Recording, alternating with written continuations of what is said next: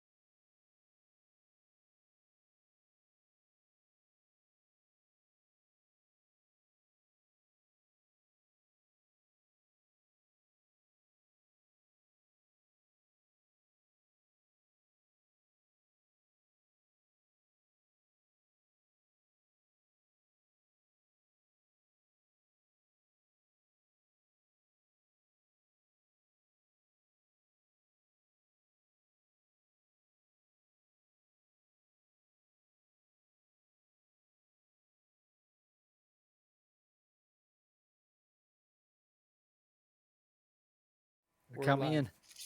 Okay. Oh, then we're live. All right, guys. I just Guys, sorry for the delay. We had some technical difficulties that we are quickly working through. Still not used to this style of streaming. We're still used to all being in the same room together. So, still dealing with that. But, guys, welcome to Dyson Dudes. Welcome to Wednesday. And thank you all very much for joining us for this very, very special one shot adventure.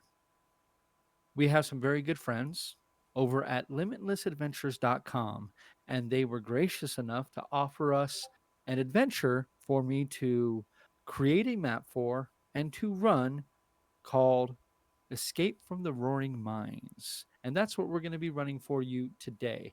The adventure was written by Ben Baer, and along with the help of Andy and Mike over at limitlessadventures.com.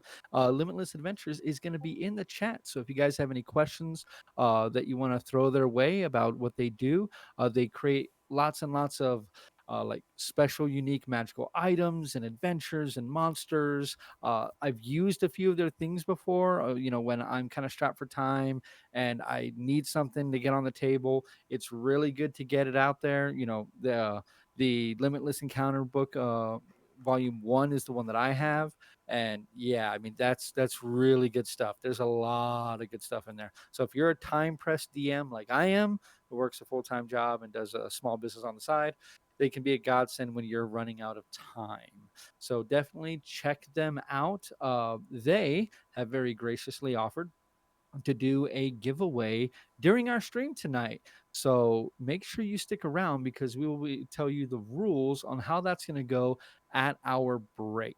So we'll let you guys know how that's going to go down. So you got to stick around if you want to have a chance at winning one of these free PDFs or even a physical copy of the book itself.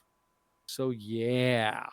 And yeah, they're going to be giving away the Limitless Encounters Volume 1 tonight. So guys, definitely stick around. And tonight, Limitless Adventures, they're our only sponsor tonight. So I think that is going to go ahead and do it for our announcements. We don't have any other big announcements of any other big one-shots coming. The Alice in Wonderland style one-shot is probably still a couple of weeks away. We're probably going to wait for that one when we can all collect in the same room again, because that one's going to be very, very interesting, and trying to run 18th level characters over a stream like this is probably not going to be very smooth. So I'm fun really times looking. all Sounds like around, tons damn of it. fun, man. Oh yeah, that's going to be fun. You guys still have to level up those characters too. That's going to be a good time. We will be running that on a stream. We will have a stream of that with them updating all of their characters, the characters that they're going to carry over to 18th level. So definitely look forward to that. We'll be announcing that here in the very near future. I think that's going to do it. So we got a big break coming up. When we go on break, it's going to be big. So we're going to be shouting out our new subscribers, our new followers, as well as giving away some free stuff. So when we come back, we'll be starting Escape from the Roaring Mines. We'll be right back.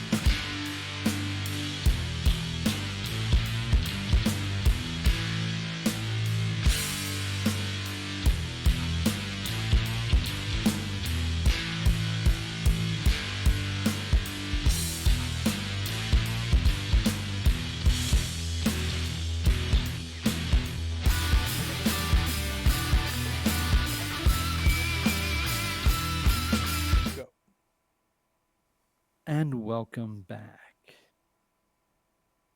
Just to the south of the Giant Spine Mountains lies the region of Airmark and the city of Edus. Within this city, technical and magical marvels are the norm. And today, our group of intrepid adventurers hails from this sizable city, having just received word that they would need to head far to the north, across the Shatterfield and into the lands of Melionas, where they would need to find a wizard and speak to him about his research. After leaving Adus and heading to the north, they have spent the last few days during this journey constantly squabbling about what route they would take. Would they try to go through the mountains and brave the path, or simply cross the divide and go the long way around? It isn't until during a rainy day on the seventh day of their journey do they begin to feel the winter's chill creep into their bones. And a chance sighting of a mine shaft opening catches their eyes. For now, I would like each of you to go ahead and introduce your characters. Who are we starting with? Not me. Well, you spoke up first.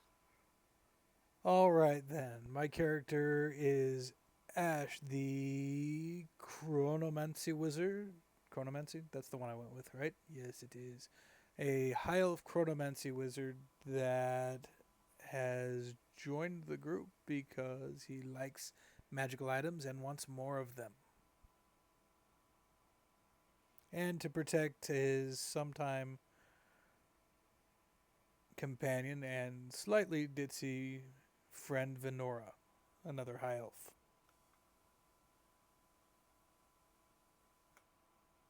And That's who are you? And who are you playing tonight, Paul? I'm playing Randolph. I mean, Randolph. A slightly quirky, bizarre wizard ish that is really good at peering into the minds of others and finding things. And what made him join this little excursion? Well, he just happened to be walking along and bumped into these people and said, "Hey, come along." And he's always up for a little bit of fun. Good to know. Good to know. Kyle, who will you be running tonight? The Knight Mizar, seeking fame and fortune in the name of his family. Hey, I like to keep my introductions succinct. I was gonna say, what brought you together with this traveling band of misfits? It is a knight's job to defend the downtrodden and the weak. Is And that a there's plenty humble here. flex? Maybe a little bit. Okay, okay. Venora, what about yourself? Well, Venora. Nobody look at my books. Those are my books. They're only my books. The only one who might be able to look at my books is Ash, but Ash and I have known each other for a while, but they're my books. Don't look at my books. And what brings you on this adventure? Apparently, Ash says I can't spend my entire time in a library. People skills. But I mean, come on. There are things better than libraries around. Magical things around. Dead bodies. No. Oh, That's that guy has a book. Do you think I should go ask him creepy. about that? Okay. So, as you all, soaking wet and drenched from this cold rain, have seen off in the distance the entrance to this mine, Vince, if you wouldn't mind bringing up the picture for everyone to see. The picture? The picture. The himself. The itself. There we go. There's the picture. Ooh. As you approach, you see, standing nearly 2 men across, is the entrance to a tunnel. It has been boarded up with numerous haphazardly placed pine planks. A lot of P's in that sentence. Scrawled on each are several dwarvish phrases. A small etched skull and crossbones clearly indicates it is meant as a warning.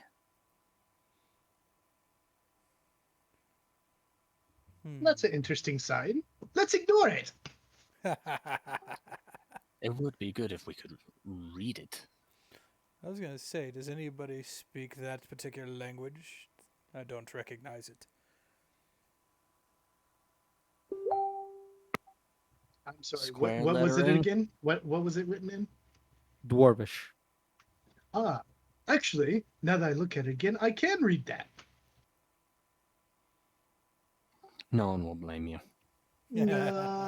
It says nothing of importance. Let's move on.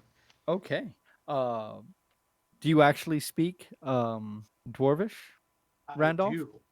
So, Randolph, you will see that written on these dwarven runes are the words keep out, haunted, cursed. Yes, very inviting. So, let's hop this little fence here and go on and have some fun. The planks Does it do. say there's knowledge? Yes, lots of old, lost knowledge buried for a long time. Oh. Okay, I'm in. Yeah, if she's going, I have to go too. Besides, there might be some lost and useful items down there. Not useful to anybody else, just interesting for me, for reasons. Yes, yes. So, what you all are standing still outside of the entrance of this, the boarded up entrance before you. The rain is still coming down quite heavily and is still very cold. All right, I guess if we've decided we're going in, I'm going to use Move Earth to open up a way around the side of it. I totally believe every word that Randolph just said. Oh, why, Every yes, you do. word. So I guess a couple uses of cantrip Move Earth to tunnel around the boarded up entrance. Give me one Yeah. sec. Let me look at how much Move Earth can do. Give me one sec. 5 feet of It's usage. it's a 5-foot cube of relatively soft, not hard packed earth. Oh, this is stone. It didn't say relatively soft in the spell description last time I looked at it, but let's. Hmm. Oh, it's not Move Earth. What is it?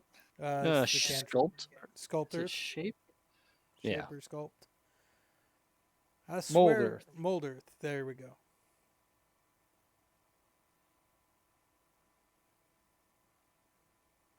Yeah, you can shape loose earth, but you can only turn like stone or loose earth into difficult terrain. You can't actually move stone. Did I read that completely wrong? It looks like it. Well, that's not useful. Total waste of a cantrip. Well, good thing that cantrips, are cantrips. Well, I mean, it's not that tall, is it? We could climb over it. Oh, that's completely. It is wrong. a Okay. boarded up entrance to a mine, so you can't really climb over it. You'd have to tear down the planks covering the entrance. Ah, yes. Wait, Uh, we're all strong people, right? I'll Oh get no. that. If I'll you see have about the removing the planks. if you have the stream up, Paul, you can see a picture of what it looks like. Yes, I do see that. I'm sorry, it looked like it was a wall with a fence over it. I did not realize it was a mine shaft. Huh. All it said was you Once can. again, I'll remove the planks. I will assist him. Okay. Go ahead and roll me a strength check with advantage since you have your Randolph assisting you. How do I roll with advantage on this thing? I think you can just type advantage or ADV. We're using a new dice That's tool a hard today. no on So, that. would you roll? It didn't roll. It didn't take it. It was incorrect. Oh, okay. I have no idea how to actually roll a correct one, so please inform me. Do check strength or STR Just roll and then twice. ADV. Oh, wonderful.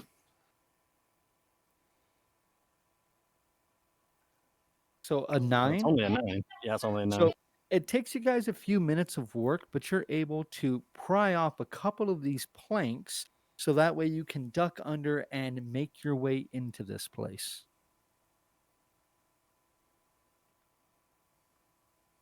Alrighty. There we are. Randolph, if you can roll me an investigation check, please.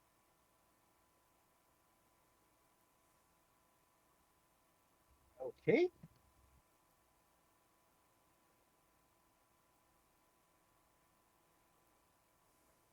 That is a 10.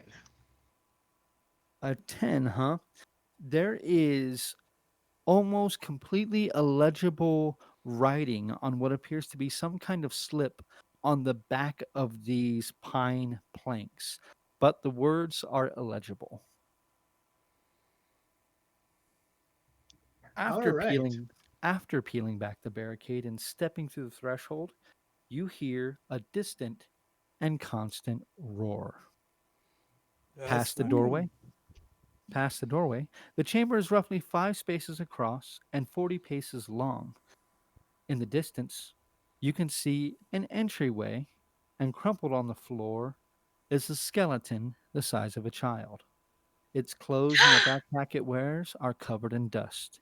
In its right hand, it holds out a pole about the height of a grown man. Let me show you what you see. I'd like to open up his backpack while you do that. Vince, if you can make my camera the primary one Already on the there. Discord, please. Thank you very much. You are welcome. So we have your all's miniatures for today. I'm going to assume your catfolk knight wizard is up front. Who is traveling next to him? I would be. You would be. Definitely Okay. not me. And the two of you bringing up the rear. Yes. Well, Wait, I have a question. Didn't we say that I'd have a thingy with me? A thingy? Oh, right. yes, we did. And I do have a miniature for that as well. I So apologize. you I all. forgot to mention I do have I have the spell find familiar, and I was meaning to actually use it. We'll say that you have used it at this point, but I do have a special miniature for you. You have an older woman who has been following you around this entire time. You all can tell that this older woman is very, very dead. Well, But she smells of cookies. that's a She bit does creepy. indeed. Prestidigitation. Are you sure you wish to bring your grandmother in here? No place for the elderly. She's not my grandmother. I mean, she's somebody's grandmother. She's not my grandmother. Well, I'm Although pretty that sure is, that Still she would go a stands. long way with the wisdom and knowledge that you were looking to find in here. Doubt that, but may become useful. I'll continue advancing along the tracks as we talk. I'll move along with her. Alrighty. Okay. So moving into this place, that roar that you can hear that seems to be coming from down the tunnel is ever present. You all can see the area in front of you, hopefully on the channel. Let me move that over just a little bit. Uh, Where would you guys like to check, investigate, or would you like to simply move on? I would like to search through the child's backpack. Okay, go ahead and roll me an investigation check, please. I'm going to keep moving farther in, keep an eye on things from the inside. That is a 21. A 21. Okay, I'm going to move you up here. I'm going to put your knight friend here, up here next to you. I'm going to put your two other companions inside. Now, we won't be moving the miniatures every single time, but just to give me an idea of where you all are. So, you rolled a 21, correct? That is correct. You find close to, it probably looks around maybe 300 and something copper pieces, well over 500 silver pieces, and a handful of gold pieces in this backpack, as well as a strange goblet that at first glance with yours you would have just thought that it was made of glass, but with your investigation check you realize it's made of clear metal. Ooh. And with your 21, this would probably be worth something to a collector. He also has 50 feet of fairly rotted rope, 3 days of very rotted rations, a 6-foot pole, and it looks to be a new set of thieves' tools that looks to have weathered this fairly well. On his side, he has a rabbit furred scabbard with a pearl inset that may be worth some money, but the scabbard is empty. Well, I certainly take it all, and I use the pole as a walking stick. Ash, do you think I could just like, the kid skeleton thingy? Should I raise it? Should I raise it? I should. Do we Well, need that's it? certainly probably more friendly than your grandma back there. What's wrong with Clarice or Mona? Or did I name it yet? I don't think I named it yet. Should I name it? Do No. I need You just named it Clarice. Hello, Clarice. Well, that's creepy. Clarice? It is. Why not raise it? Raise the child. Fenora.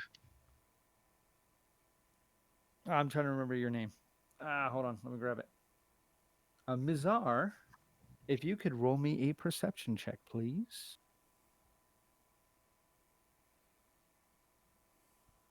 Hold on a moment.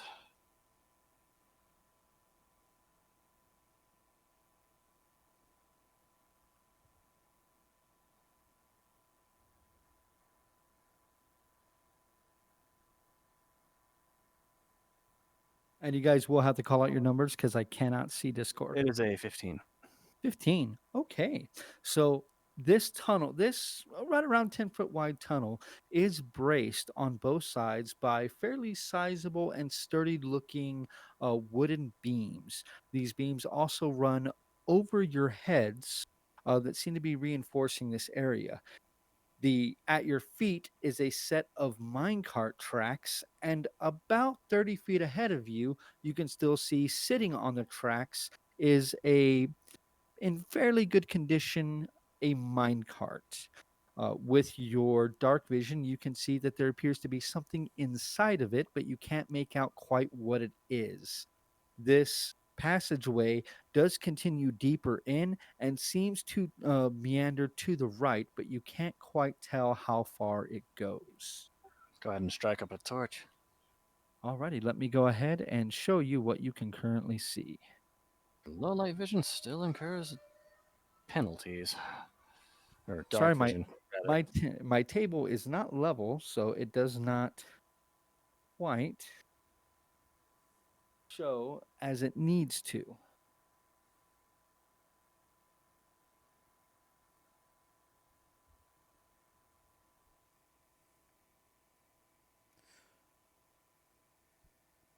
So that is currently what you see.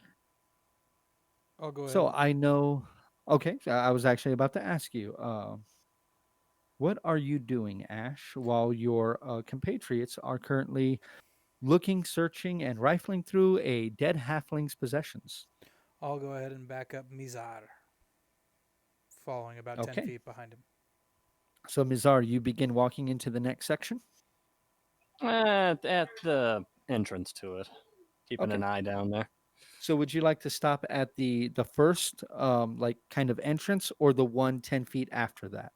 So basically, Yeah, the would you like first to one, stop here or here? right at the split. Okay. So you're just kind of watching. The place is still, deathly still, And now we have a light source. and you do. Looking around, while it may not appear too well on camera, I will try to give you guys a look at this on camera real fast. This appears to be a copper mine. You can see there is several different veins that run through this rock. All of it at the surface appears to be slightly oxidized. There's not a lot of moisture in this cave, but enough.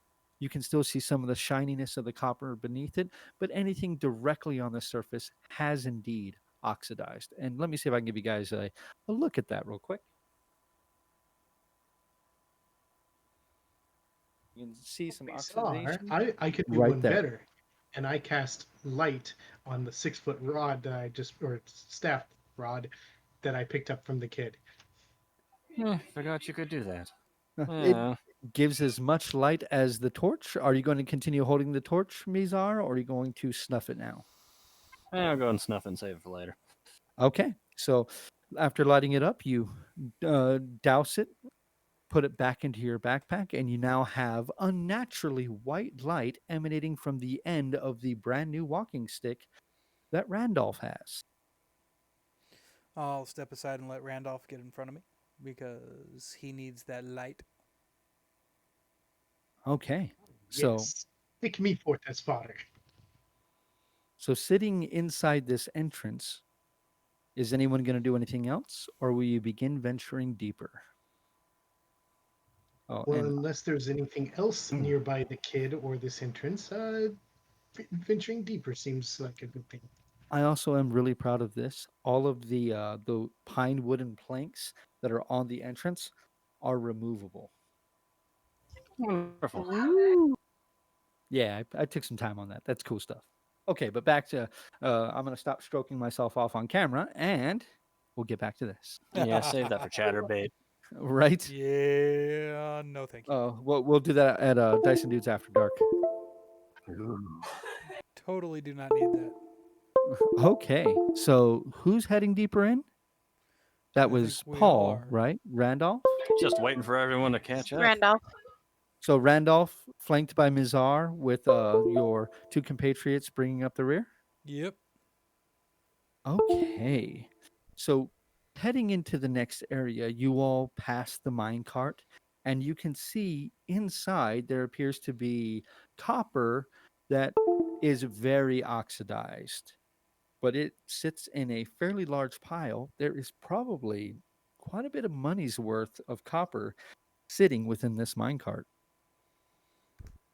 You can see about 10 feet away from the minecart, there appears to be a completely broken pillar of this structural support. The top half of it lays on the ground next to it. You can see a bit of rock that has come loose from behind this support and cascaded around this broken support.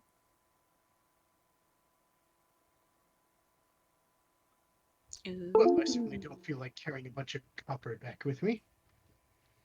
No. Why don't we ride in the cart? Oh my god, let's ride in the cart. That does sound like fun. Probably not the You best can idea.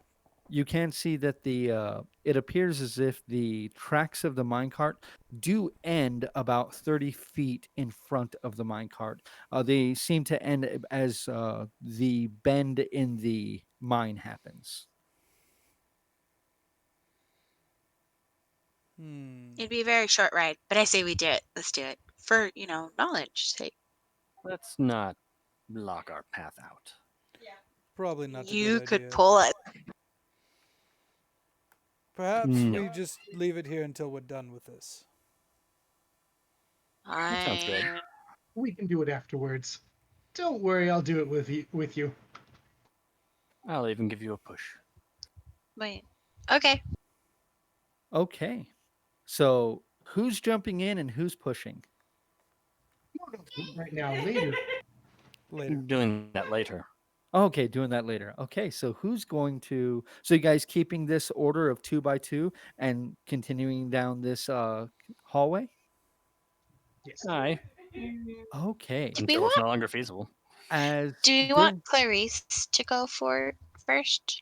I mean, you know, kind of what she's It's here. no place for a grandma, and she certainly shouldn't be going first. What No, happened no, to no, no. Send Alan? her forward first. She can be a mind detector. I thought you were gonna Mm. have Alan instead of Clarice. Well, so I'm not hearing objections about raising the kid. I can raise the kid. You're gonna let me raise? Not the first time you've done it. Probably won't be the last. I'm good with it. I'm going to animate. yeah, you would. So I'm gonna have to grab another miniature real quick. Well, you did leave a corpse in her way. Come on now. I didn't think about that, to be perfectly honest. I thought giving her one would be enough, but no, she's greedy. Very I greedy. must have all the corpses. All the corpses. Ha ha ha ha.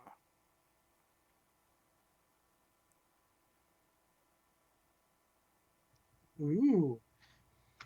Okay, I don't have a halfling on hand without me opening up a box, so we're gonna use Needle's old miniature for this because I like the miniature. Brain dead So, mind detector sounds about right. so and yes, Limitless Adventures has donated 100 Brits to make sure that you animate this halfling. So, an animated halfling it is Ha ha as ha. you cast the spell. How many animated minions are you allowed to have? That is an excellent question, sir. I don't know. Oh lordy. Yeah, you might want to check Okay. that. Yeah, I'm looking at that I'm real looking. I'm quick. looking.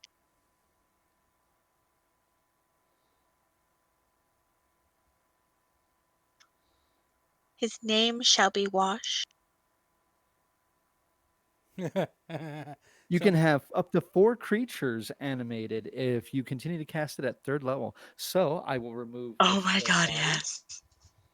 And standing next to you, standing up next to you, Randolph, you see the halfling kind of rising to its knees and then slowly getting to its feet as it.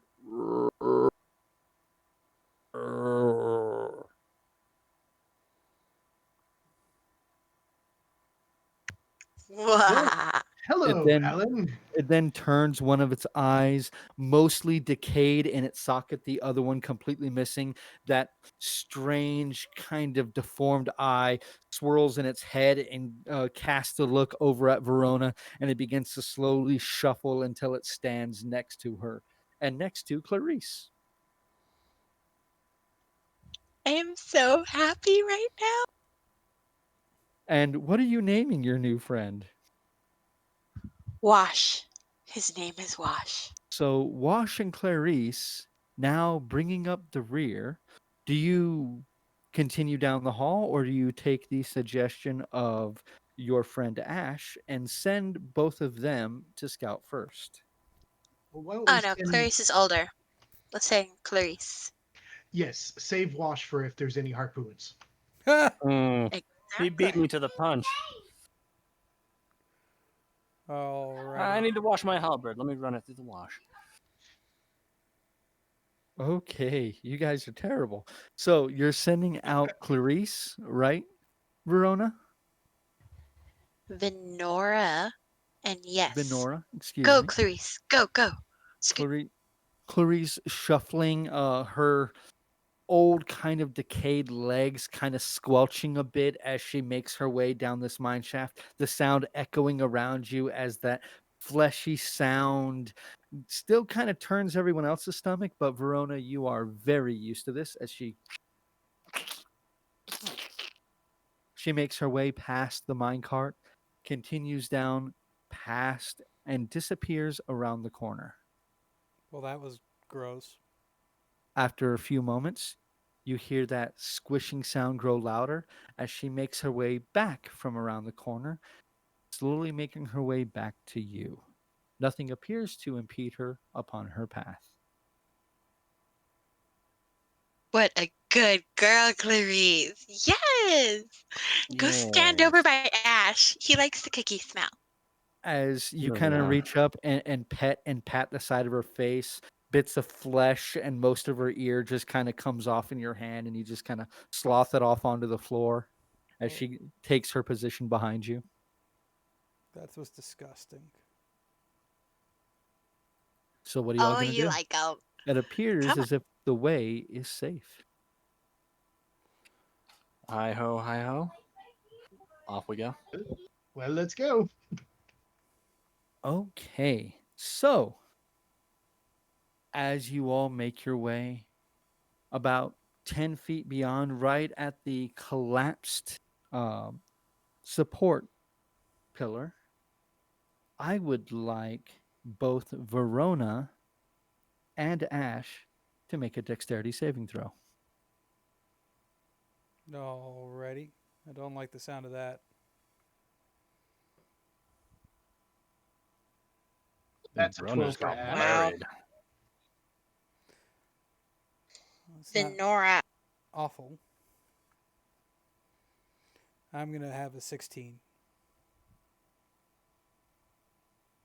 Aaron, you're joining at the right time. This is a self-contained one-shot adventure of them braving the roaring mines, and they just entered and are now walking deeper in. I got a 5. Okay, so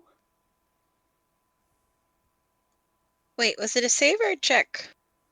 a saving throw. Okay, good. I did the right one. Oh, I don't think I did the right one then.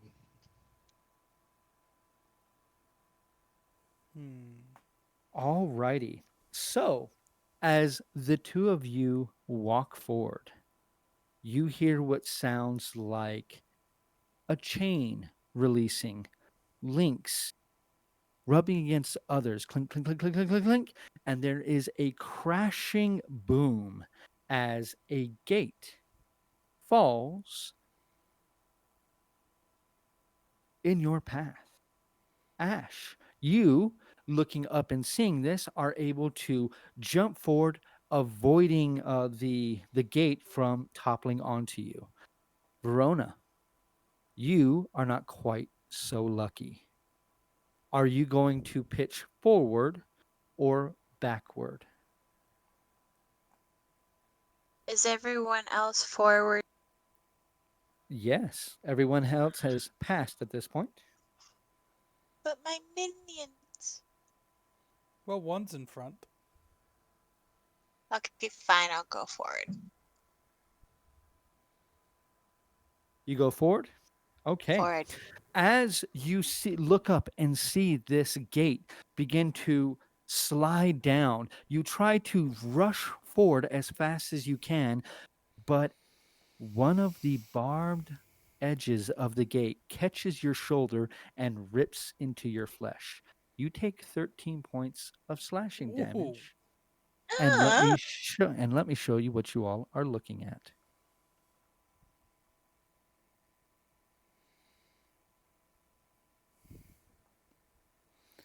That's 13 points of unpleasantness right there.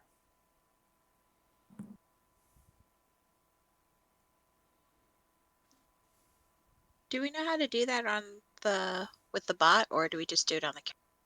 Just do it on the character for now.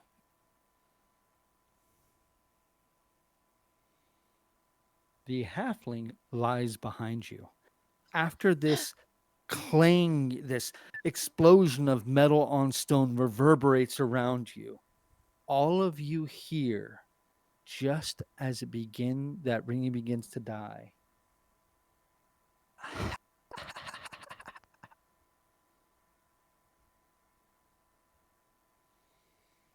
What are you going to do? Look around, see if there's anything in front. Roll don't me a see what's in perception front. check. Alrighty. Wait, so the halfling didn't make it? The halfling is stuck on the other side of the gate. It'd be better if it was stuck in the gate. Oh. It would be. Can Sorry, he that is like what you get currently through see. because he's a kid? That's going to be a 19 for me. Okay. The bars aren't super wide. It can. I want you to go ahead and roll me a d6, please.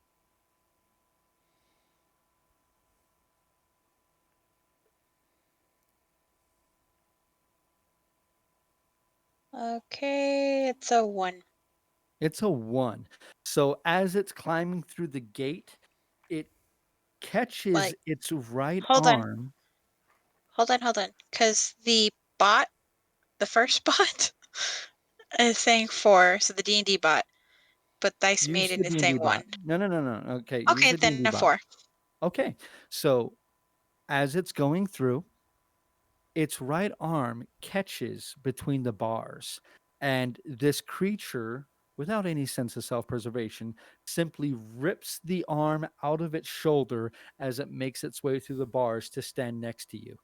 And you're not quite Oh, sure, but it seems like its half decayed face, part of the muscle that's still attached to the cheek, pulls into what you can think maybe is a smile as you look on the outside of the gate and see its discarded arm. Well, I wish I could say that was the most oh. disgusting thing I've seen today. Your zombie has taken 4 points of damage. Okay, but he's so cute and decaying. What's not to love? I mean, look at him; he's decaying. It's We have wonderful. only one direction to go now. Well, I would like to take the time to cast Detect Magic, but as a ritual. That will take an additional 10 minutes. Would you all like to wait for that? Yeah, poke my head Sure, around the why not? corner in the meantime. That is as well as Mizar, Ash, both of you will see the following. After a turn in the bend, you can see, and I'm going to turn the map on this one so you guys can get a better look. Alrighty. You can see there is a crude lift mechanism. It has a pulley crank and seems large enough to carry 2 people in the shaft into the shaft below. The drop off appears to be about 3 stories straight down into darkness. As you peer down the shaft, you can see most motes of dust particulate into the air. Hmm. Are you all going to wait for the ritual? Might as well. Sure. While he's doing that, I'll take a little bit of time to examine the mechanism. Alrighty. So, as you approach the mechanism, go ahead and give me let's call it a straight intelligence check. You're not really much of an engineer.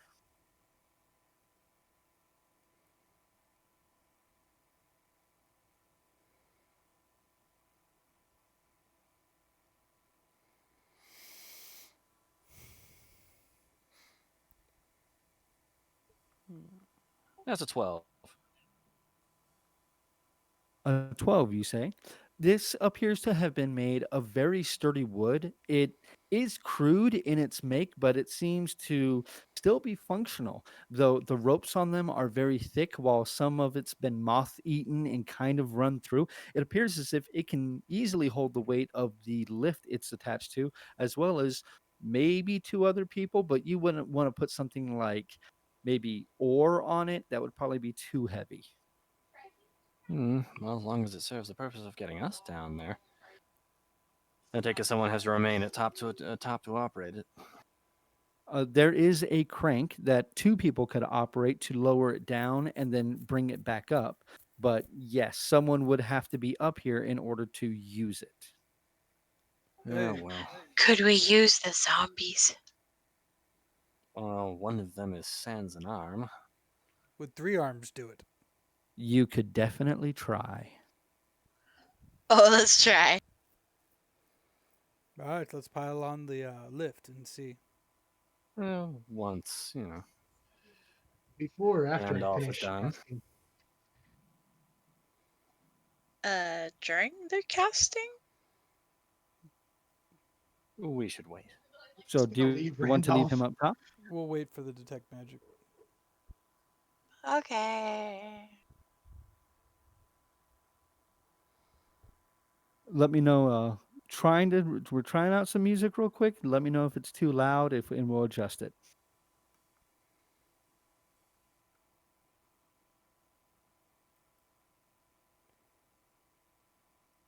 Alrighty. Okay. So 10 very, very silent minutes pass. Can everybody hear me? I can hear you fine. Okay. Let me know. Let us know in the chat if you can't hear us. But a very quiet 10 minutes pass as you wait for your friend to draw out the ritual circle, put out the components of his spell, before you see him close his eyes, slowly open them, and a blue sheen covers the irises. Randolph, as you look around, you can see your friends around you, and they glow quite a bit with magic. The staff that your friend Ash holds appears to be very magical. There's a bit of a faint necromantic aura emanating from the skeleton and zombie creatures that follow your female friend Venora. There doesn't appear to be any magic in your current line of sight that you all don't wield yourselves. And I keep that up for the full 10 minutes as I move on. Yes, you can. As long as you maintain concentration, you have it. So, as you all get to the lift, what are you all going to do? Well, Andy, for Limitless Adventures, Andy does give us more bits for the zombie operated lift. Well, I'm gonna do the zombie operated lift for more bits, man. We're doing it. We're Even if whores it's for bits. yeah. Yes, we are. Hey, it's And I cinematic. think we'd already decided on. Okay. Expensive. So, which two of you are going to go down first? Might as well not break Top with our current first. march order. Yeah. So, Randolph and Mizar, you both step onto this lift first, correct? Mm-hmm. Take a firm grasp of one of those ropes.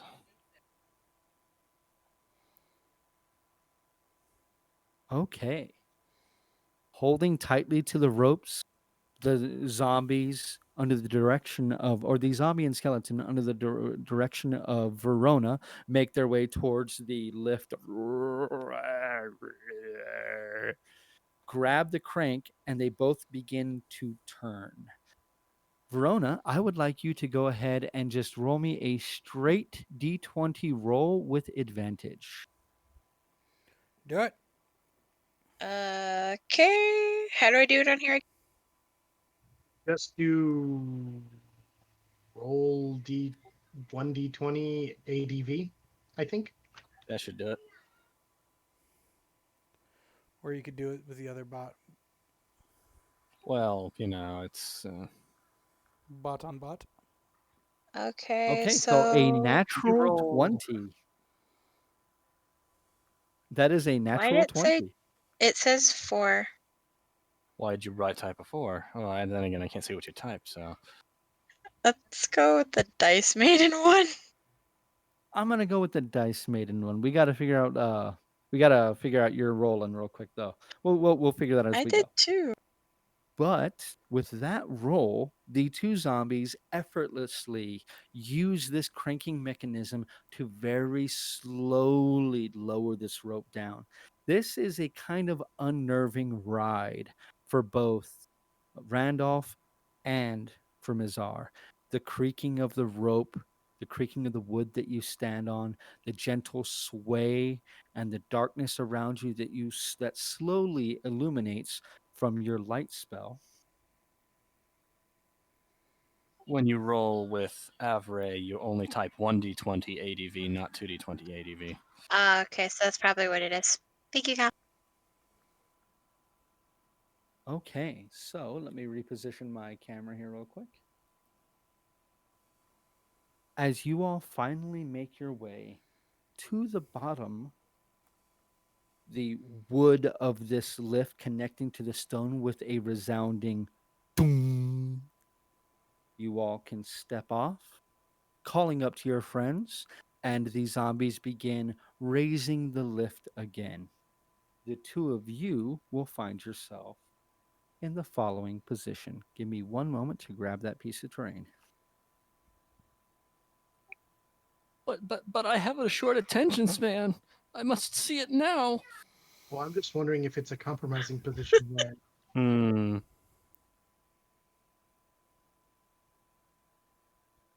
Look at that. They're making it rain in the chat. Who's making it sweet. rain? All those Yes. bits.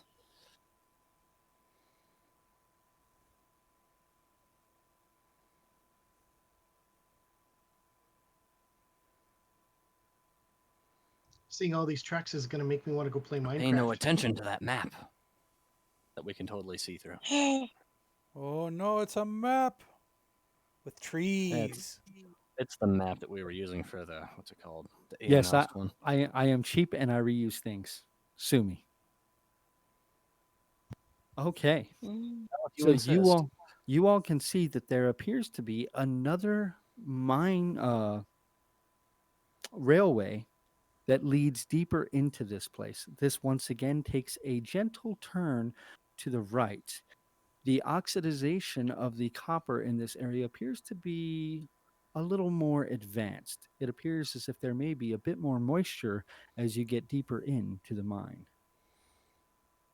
As Thanks. the lift is slowly cranked up so your other friends can join you, what are the two of you going to do?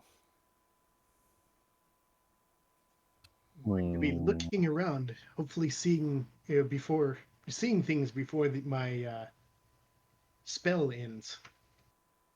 Looking around, where you can see now, the only magical aura that you see is what you all are carrying. It's about a 3-minute ride down and a 3-minute ride back up with how slow the zombie and skeleton use the crank to lower and raise this elevator. So by the time it begins to descend, are the two of you riding together, Venora and Ash? Of course. Yes. See All right. about sending the Al Familiar around the bend. So you walk around the bend and begin to look. Yes. Al Familiar round the bend. I'm sorry. He's Owl sending his familiar. owl. Oh, okay. Are you looking through its eyes Yeah. during this time? I'm gonna go ahead and look It through its eyes. takes That's to for the the air hoots. and begins to fly around. Now, this mine, your owl is a bit uncomfortable with trying to fly in most of the areas as this is very, very narrow. It's about maybe 7.5 to 8 feet high. So it flies for about it gets around the corner and ends up landing and then takes to the air again. What you see around the corner. Nice and easy specs.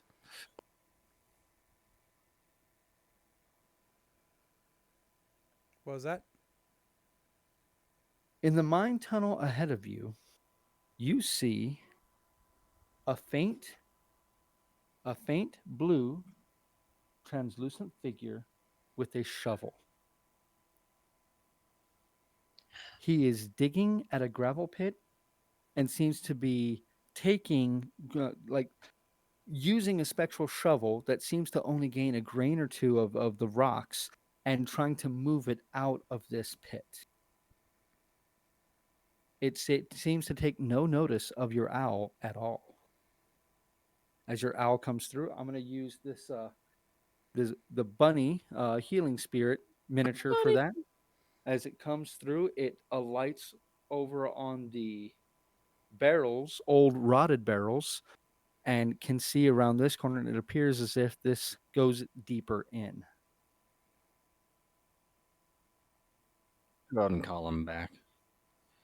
Again, as it flies past the spectral figure, the figure appears to give it no notice whatsoever. It seems to be perpetually digging at this relatively shallow pit.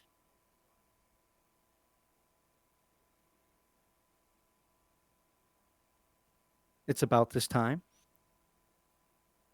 Both Verona and Ash finally alight into the tunnel behind you. Ash, what are you going to do? Are we ready to move forward? There is a little something around that corner. Well, then let's figure So out. what do you mean by something? Very interesting. Well, let me take a look. Let me peek my head around and see. It's already been seen. Well, I meant, but I'm seeing magical things right now. Well, let's all go, just in case. Yeah, right behind you. You all can hear the lift slowly cranking up again as Verona looks up, then kind of cast a glance back at you all as you begin to move forward, and she will kind of like, but my people. Well, okay, you can stay. I'm just gonna take a peek, and the two you keep behind me in case that peek grabs me. Anyone happen to have feather fall? Why doesn't Verona have it stop halfway and then they can jump and jump again? Hmm. How far was that ride?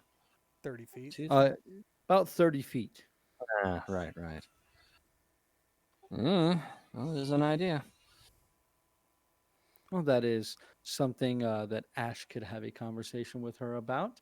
Uh, while both Maze, I don't know why I can never remember your name, Mizar and Randolph head around the corner.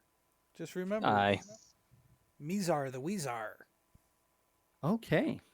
So as the two of you, Nora.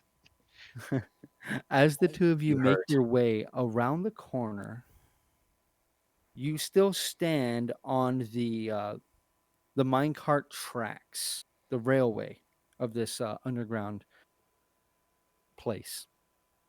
Gap in words tonight. That's okay. You all can see this spectral figure that is slowly just dipping this spectral shovel into this pit, and it seems as if it grabs maybe one or two small stones and seems to be putting a lot of effort into it as it tries to clear out this fairly sizable hole. It looks like it's only a few inches deep, though. Before you, you can see the railway tracks of the that ride, that you're following appear to disappear. They kind of just stop about 5 feet beyond where you're all currently standing. Anything magical before my spell ends? There is a very, very faint magical essence that seems to be emanating from the spectral creature, and it does have that same kind of necromantic quality to it. Well, that's to be expected. Nora, do you know anything about this hard laboring gentleman down here? Venora at this point is about 25 feet away from you, still waiting at the lift with Ash. When you turn and call to her, Mazer, you will see the spectral figure turn and look at you and begin to frantically like try to call you over, beckoning you. As it does, it says, "Come, please, help me, quickly help me." Hmm. What is it you need? It I'll step between Randolph and the thing now. so As I go. okay. I would like you to roll me a perception check, please.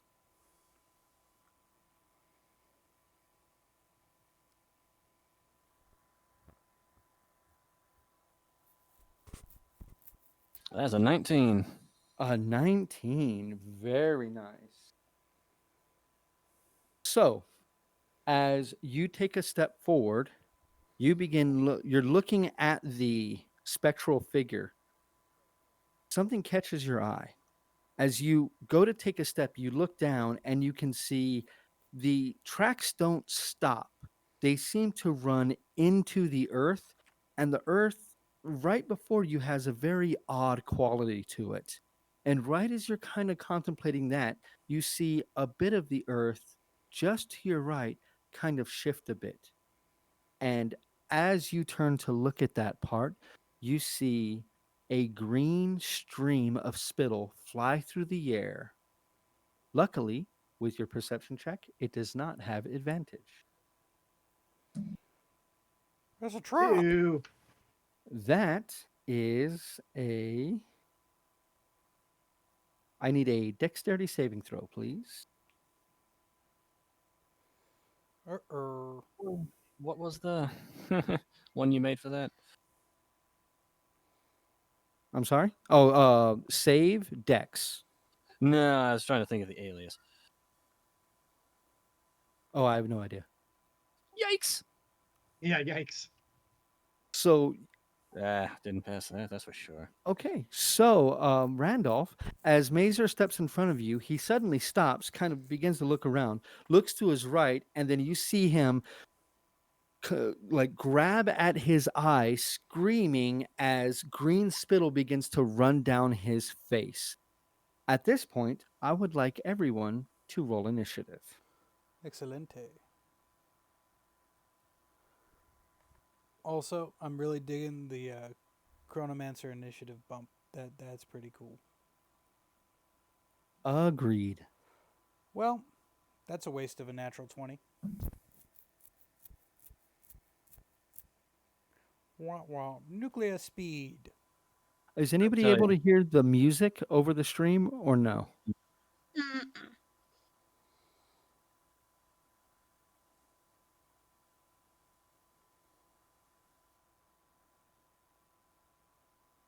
This is If you gonna be guys, my all night. That's what this is gonna be. I've rolled all of one check above a 10.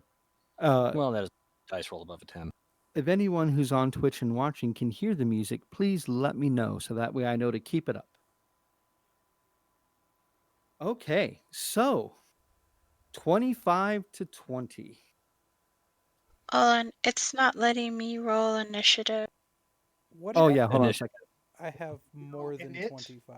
Join. No, he has to do like a certain command to. Exclamation point check initiative.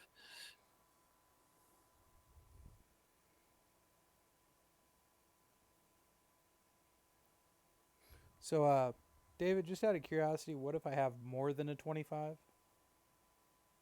Just give it to me at 25.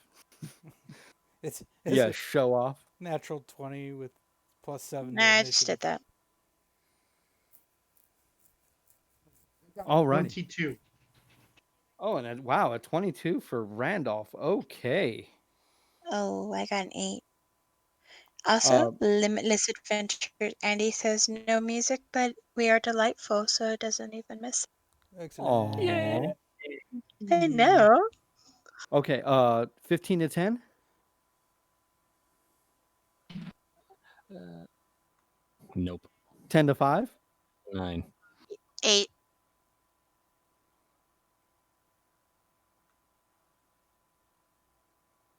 Okay, so Verona's bringing up the rear. So, unsurprisingly, Ash, you're going to start us off. Well, just a little bit of time magic to speed things up. Uh, Go ahead and move me forward to where I can see into the room.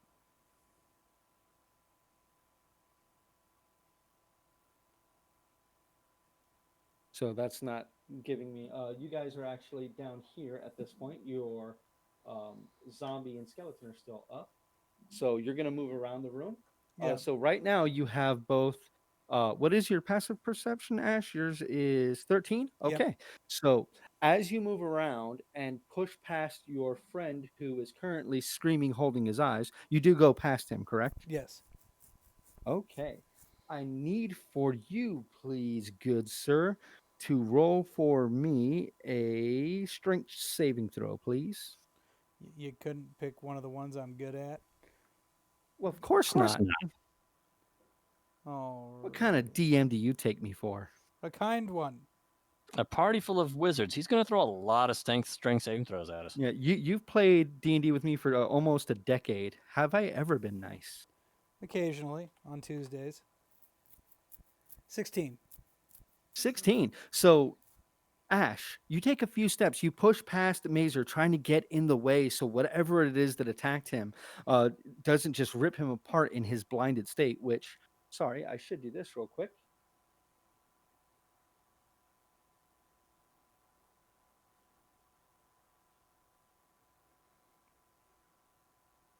Do what?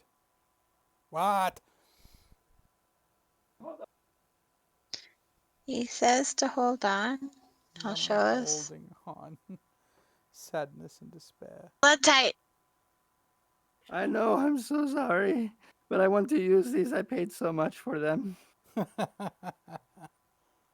Fair enough. You are blinded.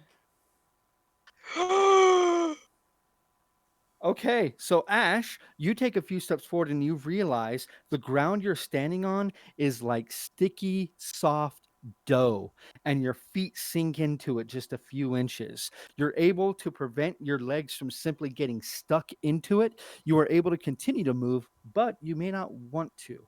As you look to your right and you see what appears to be a mass of eyes and mouths that is pulling itself out of this doughy earth right next to you. Disgusting. Disgusting. Now, I don't have the correct miniature for this, so I'm using one that I think is a good facsimile. Alrighty. That is. So this thing is adjacent to you. It appears as if it's still moving, so it still hasn't acted. So if you wanted to continue moving, you would be able to do so without suffering any ill effects. Without provoking. Yes. Okay, how much movement do I have left? At this point, with how much you've moved, you actually have, for your movement, you have another 5 feet of movement. Okay, does the doughy ground look like it gets harder any particular direction? It seems like it's not currently sticking to you, so you can move through it. I was thinking, is there any part of it that looks more... Which is the closest way to not doughy? That would actually be directly this way away from the creature. Yeah, let's do that. All right, it'd be this, sorry. Yeah, I got this you. way away from, okay.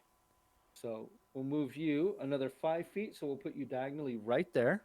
Okay. And that is going to end your movement, unless you want to use your action to continue moving. It's a negative. I'm going to go ahead and cast a spell. Okay, what spell would you like to cast? I'm going to go ahead and do Mind Spike. Alrighty. Sorry, so not Mind Spike. Mind Sliver. Mind Sliver. Okay, go ahead and cast the spell. All right, it is a dex save. Dex saving throw. Sorry, intelligence save. Intelligence. And are you doing it on this weird mass of mouths and eyes or on the spectral figure to your left? Weird mass of mouth and eyes, and it is an intelligence saving throw. Sorry. Alrighty. Good thing every creature I make has a 20 intelligence, just like me. Amazing. Okay, so that is a 15 with a -4 is 11. Alrighty. It's going to take 1d6 psychic damage. And the first time it makes another save before the end of my next turn, it subtracts a it subtracts a d4 from that save. Alrighty, so we don't have that spell, so we're going to put magic effect on him, so we'll remember that. And 1d6 damage, I believe. Yes, sir. Go ahead and hit me with it. Because we're not high enough level for it to go to 2d6 for cantrips, right? Actually, cantrips, I believe at 6th level, I think they do go up. Okay, so The it fifth should, or sixth one. Yeah. so it will be 2d6 damage. And that'll be 4. A pair of 2s. Good job, Dice Roller. Alrighty, nice pair of 2s, man. Like pair of 2s can be pretty sexy. Hey, I rolled well on my initiative and on my strength save of all things. So I'm good with that. That is correct. So you still have a bonus action. Would you like to use it, or would you like to go ahead and end your turn? I'm going to go ahead and end my turn. I don't really have a bonus action to use at the moment. Yes. The lack of hair does help cool off my think meats. Thank you very much. You have think Love you, meats? Andy. I do. It's called my Think brain. meats. It's what I call my brain. Is think meats. Oh, okay. Makes sense. So, Randolph, you see your friend rush past you after your other friend gets sprayed in the face with this thick, viscous liquid. What are you going to do? You are at the point now where you can't see what he just extended out and cast a spell, but you saw an effect happen right around the corner from you. And that spectral figure is still kind of waving, but seems now to be moving towards your friend Ash. I suppose shape water would help with his eyes, would it? Then you could definitely try. Yes, I'm going to use shape water to try and pull that stuff off of his face. Okay, I'm going to go ahead and give you, going to roll for me an Arcana check, please. That's kind of a cool move, dude. I like it.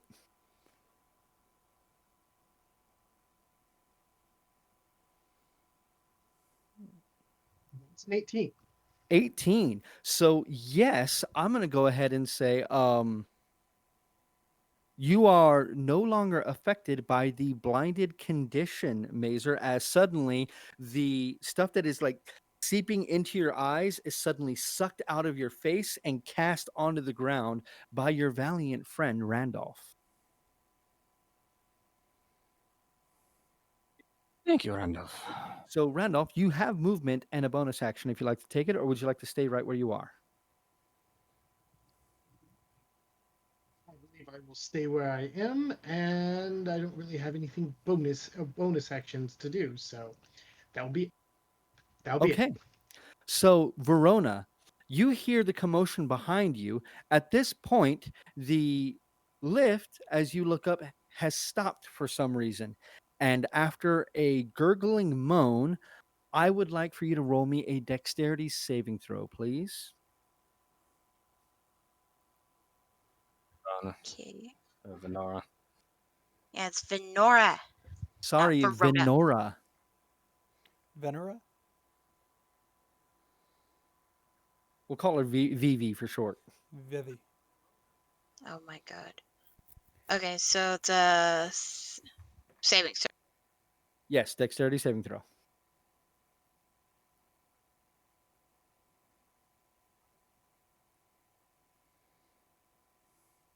That's a 4. So you're distracted by the noise behind you, and as you hear the gurgling and look up, you are unable to jump out of the way as your now one-armed halfling skeleton is hurtling in the air towards you and smashes into you. I regret this decision. That is another 6 points of bludgeoning damage, and you fall prone. This actually kills your halfling companion, and you hear from above you. It's going to be a theme as well, isn't it? I think He so. was just a leaf on the. Too bad you cut out saying that, because that would have been awesome.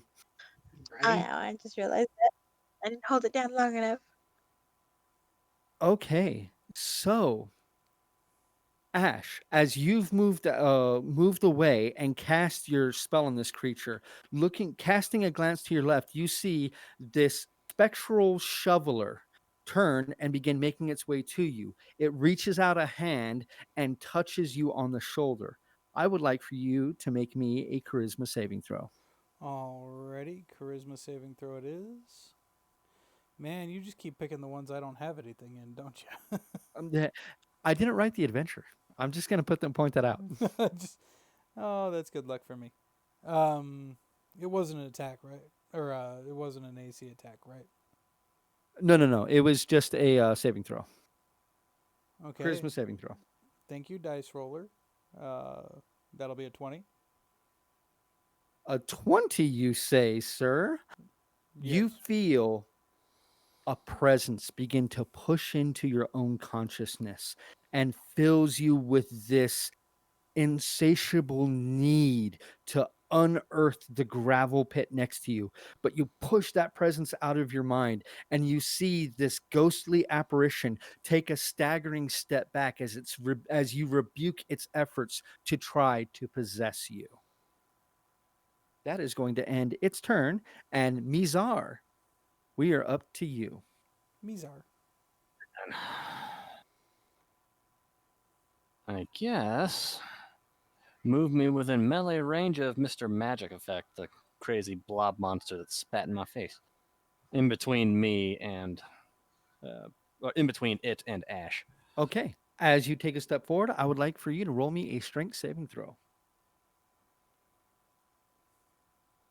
Slipping into this doughy, gooey earth. That's a 15.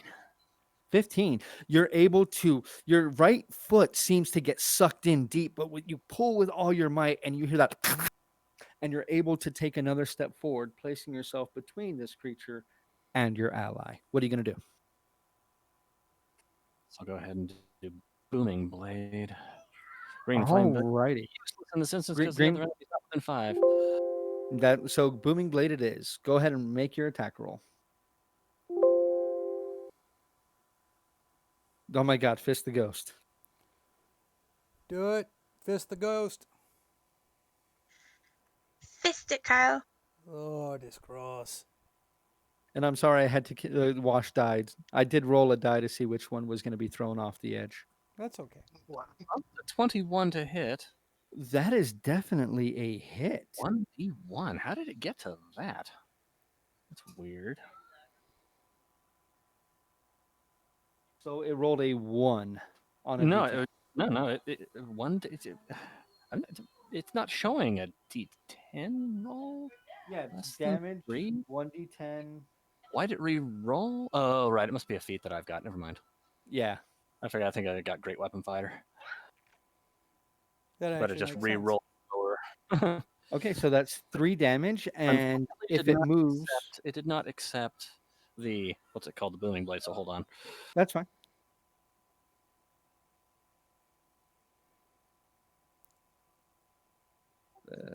That's still not. What the hell? sense. Try the cast booming blade. You know what? I'm just gonna. Yeah, right. Yeah, just try cast booming blade. Sorry, guys. Brand new dice roller. But it's fun Oh, and you I are. like it. Oh, it might be one of those things that's not in it yet because it's still in alpha. There we go. Well, I just rolled 1d8. Nah, so add 7 thunder damage to that for a total of 10. Yes, sir. You hear a thunderous cacophonous that shakes the walls around you, dust falling from the corners of this cavern. The dust motes in the air kind of kicked up for but a moment. Now, if it attempts to move, correct? 2d8.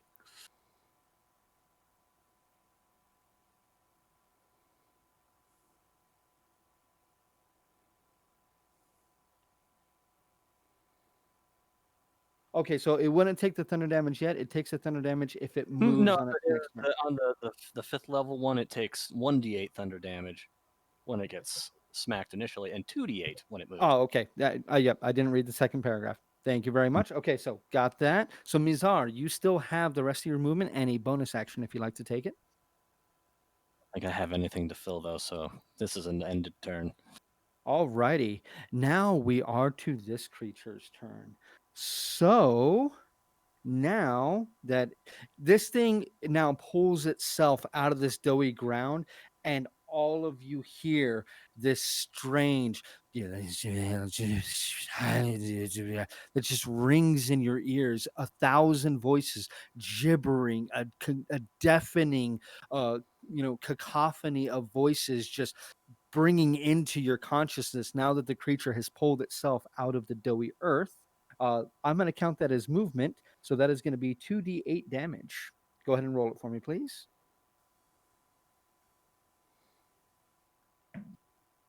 It does not regenerate its blinding spittle attack, so it is going to make its attack against the target standing next to it.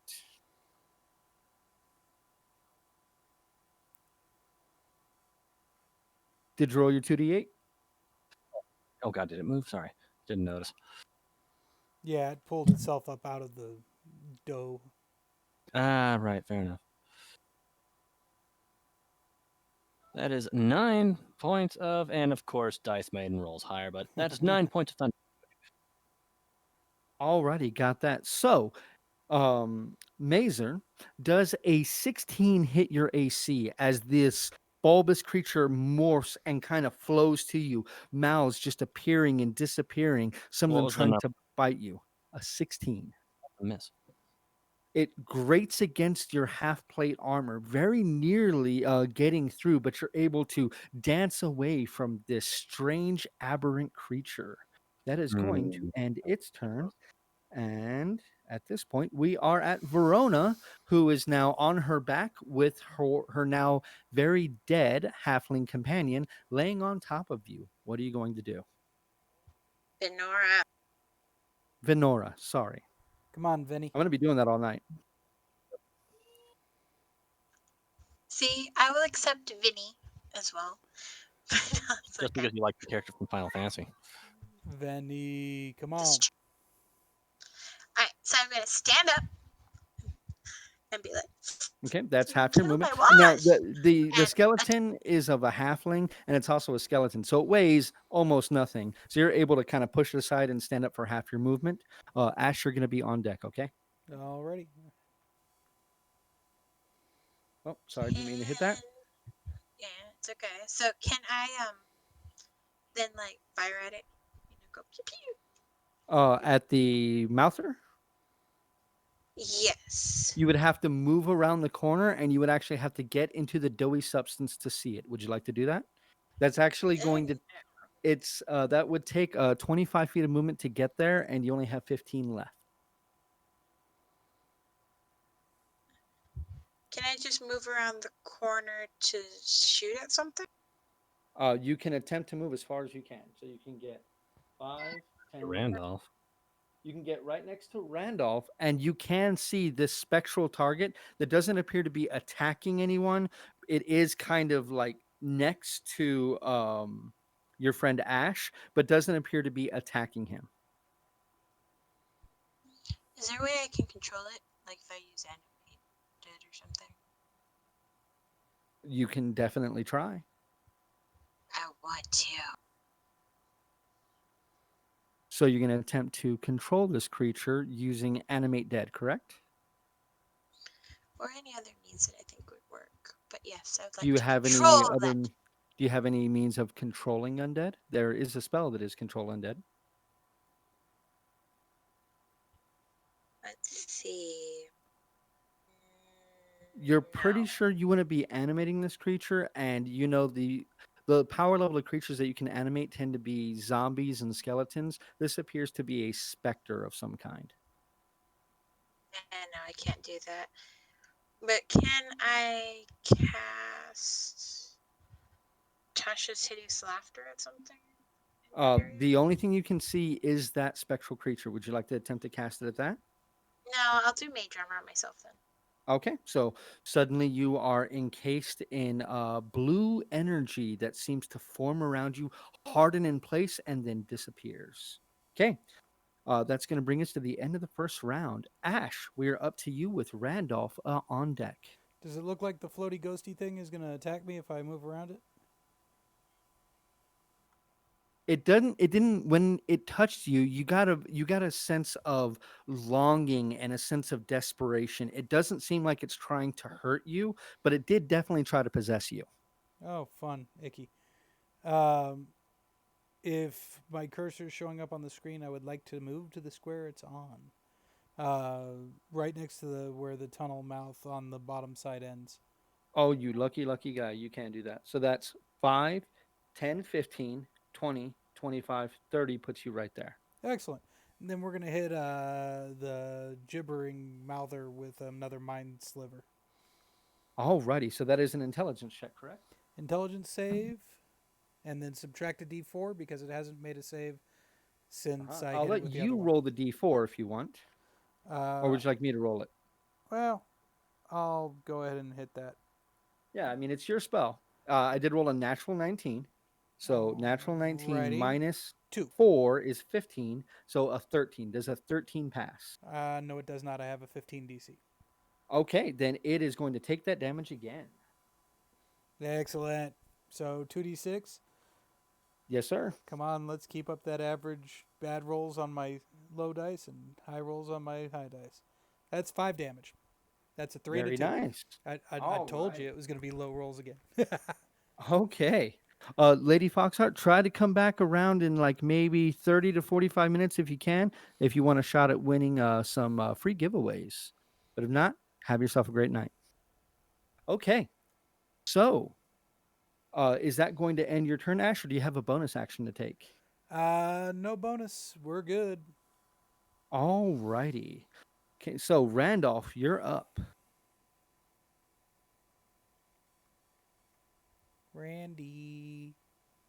I'm going to cast ray or walk forward to that thing that spit on my friend. Well, not up to it, but so I could see it, and then Okay. cast ray of frost. Now you're gonna have to step there in order to see it, as the cavern walls kind of hide it unless you get fairly close. But that movement right there does not put you in danger of being adjacent to it. Would you, if you want to continue to move though, you will have to make a strength saving throw as the ground is doughy and slurping at your feet. No, I do not. Alrighty, so give you a little bit better look there. You said you want to cast what again?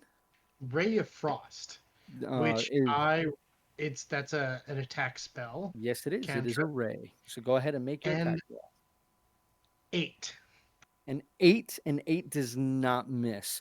Right as you're aiming and shoot at it, this thing is almost like living liquid, and a hole just happens to form right where you're aiming, and your ray passes harmlessly through it.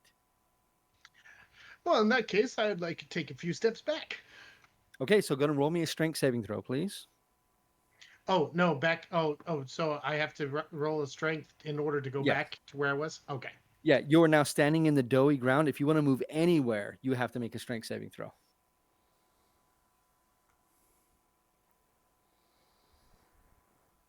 A natural one is a fail. You are stuck in place. Your It's speed not a is natural 0. run. It's a 4, but yeah, still close enough. Oh, sorry, 5 minus 1. Sorry.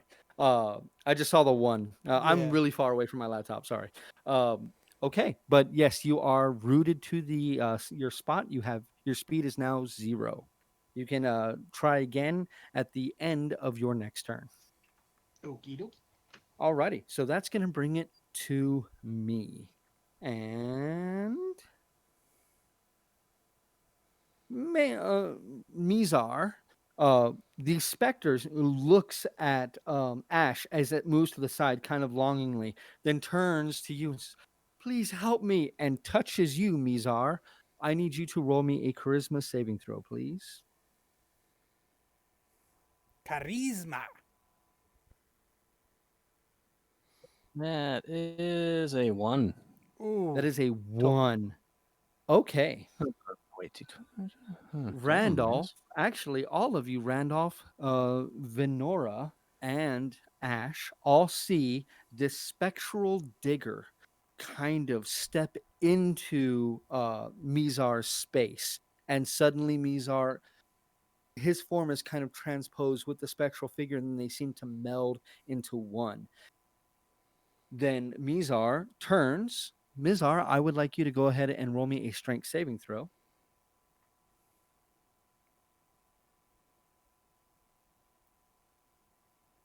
Well, that's still keeping up.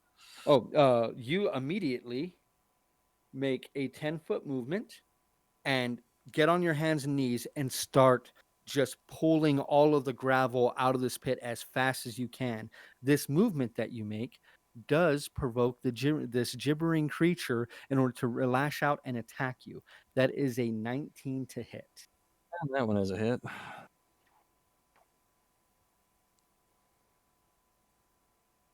Okay, you have to be kidding me. On 5d6, I rolled 5 ones. Excellent. You did it. My That God. is Wow. Perfect. 5 points of damage.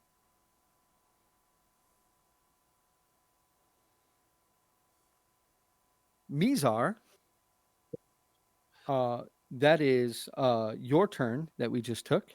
At the end of your turn, Mizar, you can go ahead and make another charisma saving throw, please, with disadvantage.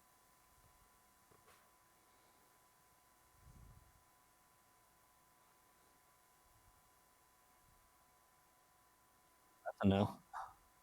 Wait, did You it are even still digging this stuff out of it. did it even roll to? Doesn't look like it did. Well, I mean, you had disadvantage. It's okay. It will still roll a 5. Regardless. Yeah. Okay, this creature, now that you have run past and begun digging it out, it is now.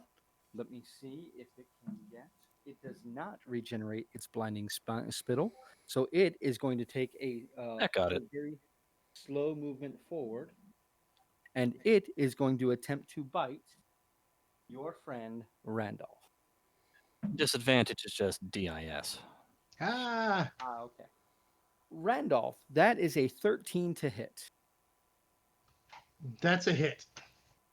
Do you have the shield spell that you would like to cast or no? Yes, I would. Okay. As this thing is about to envelop you, and you can Oh see wait, the no, I did gibbering. not. Oh, you did not Actually, take that. Can I prepare cast it. it on him? You can only cast it on yourself, sadly. Uh, Abjuration wizards can cast it on other people. well, I didn't take that one now, did I? Okay, I did not roll 5 ones this time. I did roll a 13. So that is 13 points of damage to you, Randolph, as dozens of mouse just begin raking into your body and pulling off small bits of flesh. Venora, it is your turn with Ash on deck.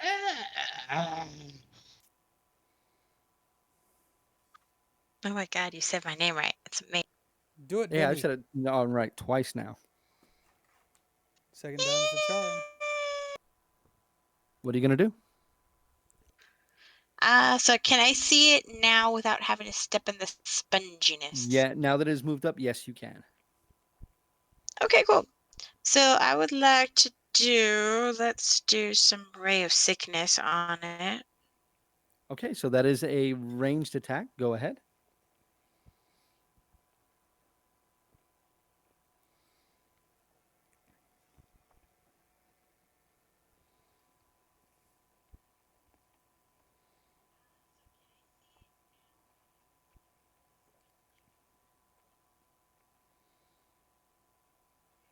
Apparently I did Ray of Enfeeblement. Okay, did you want to do Ray Enfeeblement instead? You know what? Why not? Let's do it. Mm. Okay, so it hits this target. Now suddenly you can see its form is not roiling and flowing as well as it once was, and it seems to be moving slower. It now deals half damage on attacks. You're welcome, everybody. And can I do a cantrip as well, or Is it if you have a bonus action cantrip, you can, which I don't believe there are any. yeah, no, I don't. Alrighty. I am done. Okay, so that's going to end the second round of combat. Ash, we are back to you with Randolph on deck. Excellent. Let's hit it with another mind sliver. Okay, so that is another intelligence saving throw, correct? Yep. With another, go ahead and roll a d4. Don't bother rolling the d4. It can't get any lower than it already is. I just want to see what the negative would be, buddy. Go ahead. That's another Let's see. 2. Okay, so that is a -5. So it fails. Does it Go ahead and roll your 2d6. Did its brain melt a little bit on that one? It did roll a natural. You know what? Fuck it. Yes, it did. Roll an extra d6. Alrighty. So the first 2 are going to be 7 with the 5 and a 2. Alrighty. And the third one is going to be hit the button.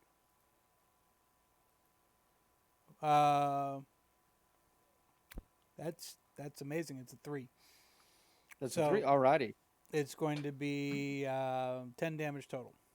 I got you. All right. So you still have a move action and bonus action. Would you like to take either? I am quite happy where I am, just screwing with this brain. All righty. So, Randolph, we are to you. Yes, I'm gonna I cast. may as well never remove that magic effect from him. He's never going to pass that int save. Not with the additional He's -4, it's not. Or minus D4. probably not. I'm gonna cast Ice Knife at level 3 because I'm not happy now. Okay, so is Ice Knife a You saving need throw spell? you need to back up. No, it's an attack. You I'm need to sorry, back not up. Ice Knife. Mine. Wait, hold on. You know what? Yeah, Mind Spike. Hold on a second. Let me make sure I look at that right. If you're Okay, gonna so do, Mind Spike. Okay, so that will be a Ice Knife will hit you. disadvantage. you might want Yeah. to do the No, level oops, 2 hold on. version first, buddy. Okay. All Because if right. you do the level 2 version first, then you get to regen it when you do the level 3 version. Oh, okay. Yeah. That's Then yeah, because and that's not an attack roll. So yeah, let me do that one.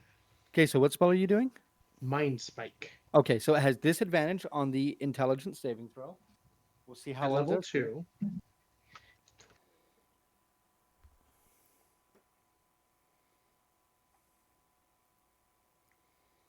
hmm.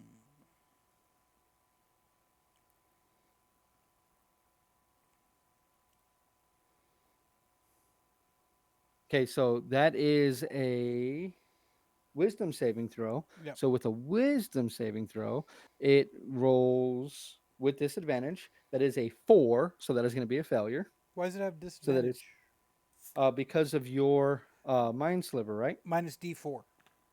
Minus D4. Okay, sorry. Go ahead. Let me re-roll that real quick. Go ahead and roll the D4 for me, please. Already rolling it. What the crap? Sorry, misclick. My mouse is being angry for some reason. I think you're rolling in cast, aren't you? I can't remember. It has to Oh yeah, switch. that's right. That's right. That's right. Yeah, You that's right. can roll. You can roll using your phone. I am having login issues. That's a 3.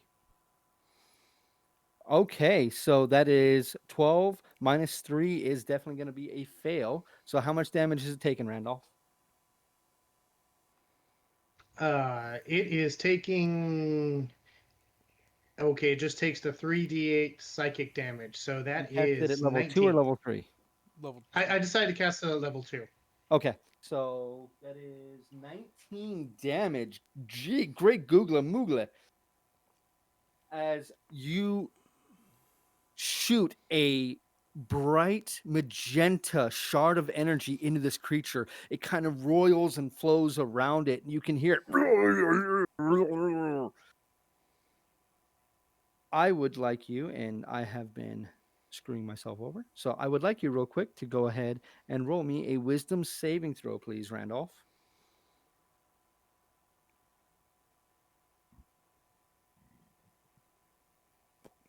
That's a wonderful 9. All righty. Well, I screwed up and I messed myself over on that, so I'm not going to backtrack on that. So, Randolph, you're able to get that off before the gibbering inside your mind drives you to simply stand there staring open mouth at this creature. At this point, I would like. Oh no, I'm sorry. Yes, Ash, your passive perception. 13. As you are watching, looking past this, you can see your friend Venora standing right around the corner, trying to get an angle on this thing, and you see a dagger slide from her belt and disappear around the corner. Venora, you do not notice this happening, but you do feel a blade driven into your back unless a 19 misses. I mean, can we say it misses? I mean, we could, but we're not gonna. Damn it. No, it does not miss. It hits. That is 6 points of piercing damage as you suddenly feel a blade sink into your lower back. Alrighty. Ugh. Mizar, I need you to. You're gonna have to make 2 saving throws this turn. I need a wisdom saving throw and then a charisma saving throw.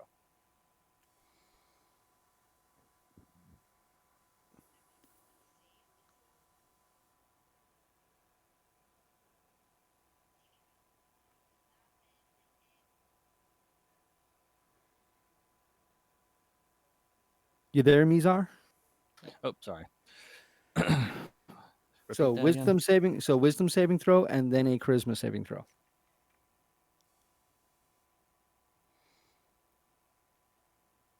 Come on, Mizar the This is Weezar. an 18. Okay. The gibbering of this creature, you are unaffected by it. Go ahead and make your charisma saving throw. Yeah, 13 on the charisma save. As Wait, you're hold on, that wasn't. pulling, Am I still at disadvantage? no, not at this point. Only the first turn. Cool. As you're pulling this gravel out, you suddenly realize your wife's not down there. You're not digging her up. What are you doing? Your friends are dying. And as you feel this presence around, you're able to push and push and push. And this spectral creature is ejected from your body. As you look over at him, it appears almost like if he could, he would be sweating and tired. Seems almost like it's breathing heavy, even though air is nothing to this creature. As it looks at you with pleading eyes, and you can hear it just whisper to you, "Help me." One moment. It is Turn half? now I guess the not. that would happen at the end of your turn. So now the gibbering mouther's turn. Let's see. Aha! It does get its blinding spittle back. So at this point, Ash, I need a dexterity saving throw, Alrighty. Time for a and dex saving as throw. this thing attempts to attack you, Randolph, that is going to be an 11 to hit. That is not going to hit. +2 to hit is kind of rough sometimes. How's a 22 for a dex save? This thing turn like one of the mouths forms and just like closes it like what I guess would be lips of this thing and spits that green spittle you saw hit your friend Mizar in the face. You're able to jump out of the way as it splatters in the ground next to you. This thing is going to move 5 feet. And then we are at Vinora's turn, followed by Ash. I have a very Can complicated I plan of action. can I see anything that stabbed me? As you turn and look, you can see your dagger is floating in the air, its blade pointed at you at stomach height.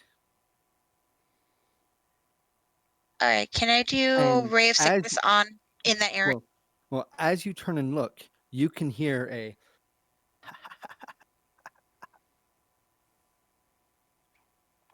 Can't tell if you're cackling or if you have a horrible cough. But I want to attack it with Ray of Sickness, like in that area where my dagger is. okay. So Ray of Sickness is an attack roll. So this thing appears to be invisible. You will have disadvantage on the attack. All right, so I'm gonna have to roll it the normal way because it doesn't want to do it. You're fine. Just roll it twice.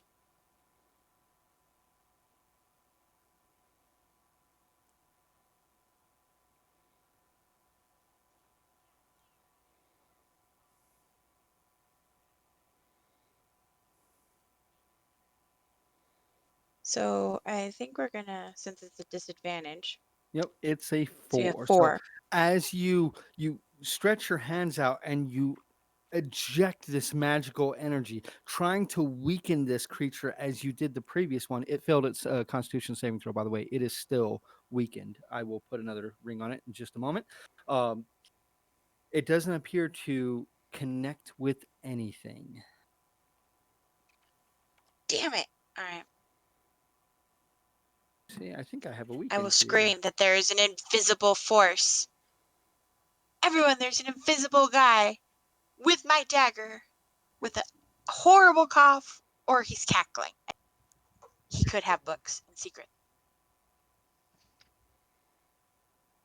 Friendly fire? Okay, we are going to go ahead and use this one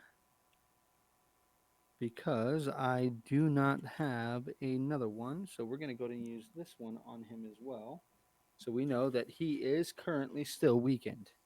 So, Venor, that's going to end your turn. Ash, we're to you with Randolph on deck. Excellent. I think we all know the theme of this mind sliver. Alrighty. So let me roll with this event, or let me roll. Go ahead and roll that d4. Already burned it. Remember, somebody else cast a save on it. Oh, that's right. That's right. So it was only the one. Yeah.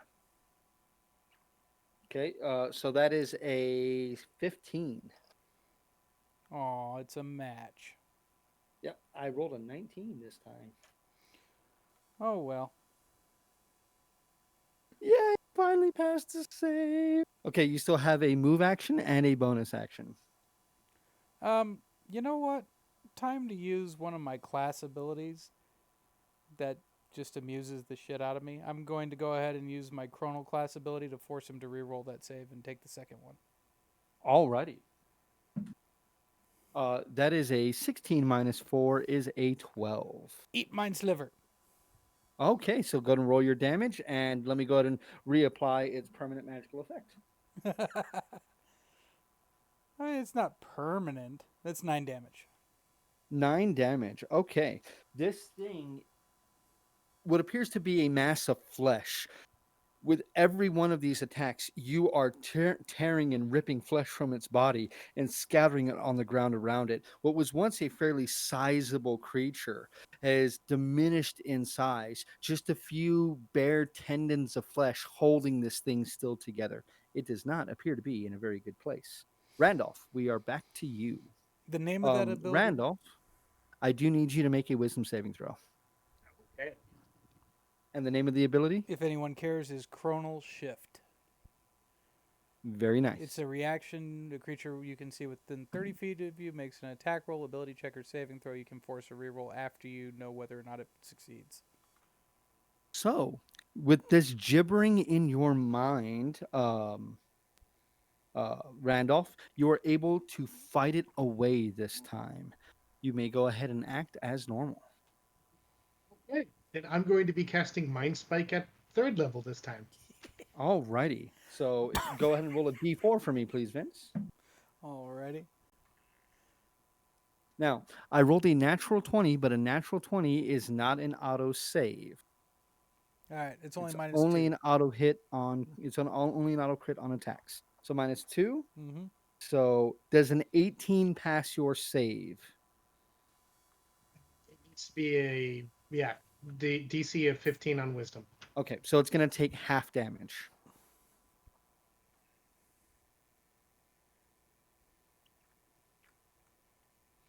And I think the cool thing about a divination mage is he recovers an expended spell slot of lower value. Yes, he does. Do.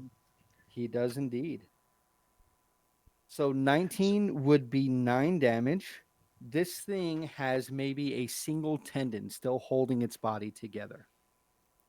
Randolph, you still have move, and you have a bonus action if you'd like to take it.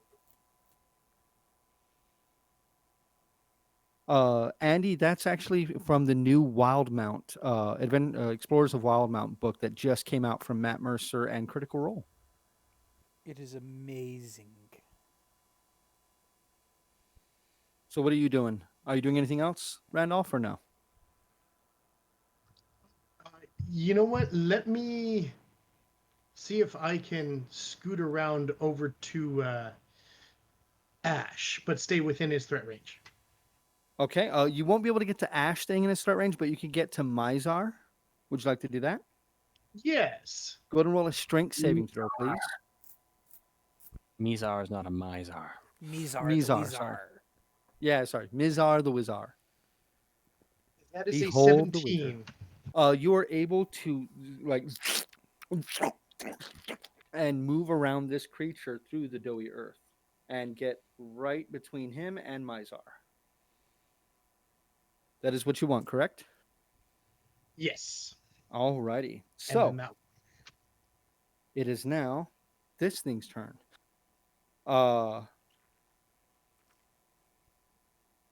Venora, excuse me, Venora. I corrected myself.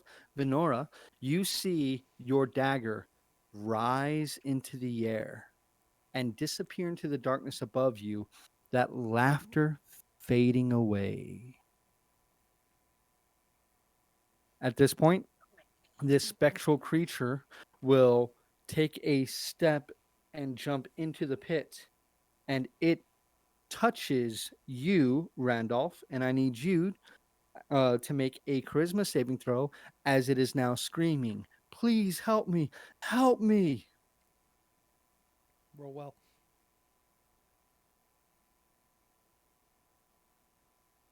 Roll well.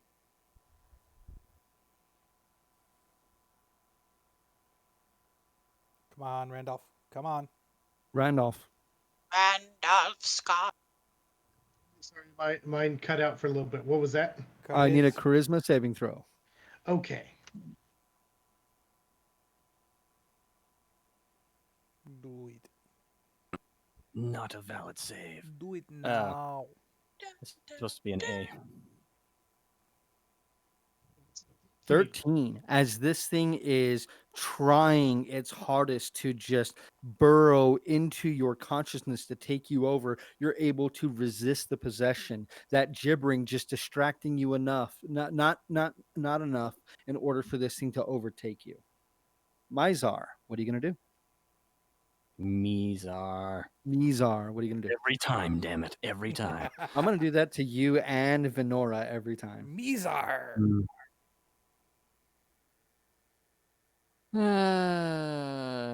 Move me to where I can smack this thing. Preferably not in mud. Okay, you can actually get where you're not directly in mud next to this creature. And booming blade. Roll a hit. Do it. Do it. I think the bits have really helped Kyle resist that too. You should stop that, like, sooner rather than later. That's a 17 to hit. That is definitely a hit. What is the damage, please? I'm saying you're gonna jinx me. That's a total of 16 damage, 8 of which is sonic. What type of weapon do you use, I Mizar? apologize. It's actually a total of 10. The Dice Maiden is being cheeky again. It's a halberd. So as you take your halberd and swing upward, you bifurcate this creature, both sides of it squiggling and squirming and then splashing to the ground as they lose whatever kind of animation they still had to hold them together. The gibbering then dies out instantly, and you can hear the muffled cries as you turn and look at this spectral creature as it holds its shovel, almost hugging it to itself as it looks at you and says, "Please, please help me." And that's where we're going to go ahead and take our break for tonight. Now we can help. Excellent. So, guys, let me reposition here real quick. Are we breaking? Well, that's what he said. I So was about to ask before him. we In so a before we minute. go to our break, we have Andy from Limitless Adventures who is going to help us give out some free swag tonight. So here's what we're going to do is I want you, if you guys are watching us on YouTube or you guys are watching us on Mixer, I want you guys to go ahead and jump into our Twitch chat. That's twitch.tv/Dyson Dudes. We'll have somebody post it in our Twitch, or you can find it if you can find us on Facebook, any of that. Head over to our Twitch chat. When you get to our Twitch chat, I want you guys to enter this phrase, enter it only once, or if you enter it more than once, you will be disqualified. We will be picking random people who do this phrase, and we will be sending their information to Andy. So that way, or what we'll, hold on, excuse me. What we'll do is we'll pick these random people. These random people, we're going to send a whisper to you to get your email address, and we're going to take that email address, we're going to give it to Andy so Andy can get you your swag. Okay, so remember, enter this phrase, only do it once or you will be disqualified. I don't know if I think it's going to be just continental United States, guys. Okay, so we're not doing anything, any overseas shipping or anything like that. Okay, and there's like weird laws and stuff everywhere else. So it's just continental United States. So go ahead and enter the phrase, "I'm a leaf on the wind just once, just one time in the Twitch chat. Go ahead. We'll let you guys know here in just a minute. We'll give people time to congregate here. We'll announce when it's time to start here in just a minute. Okay. So remember, I'm a leaf on the wind. We're going to go and take our break. We'll be back. We'll see you shortly. So Vince, go ahead and take us out. Okay, we are going.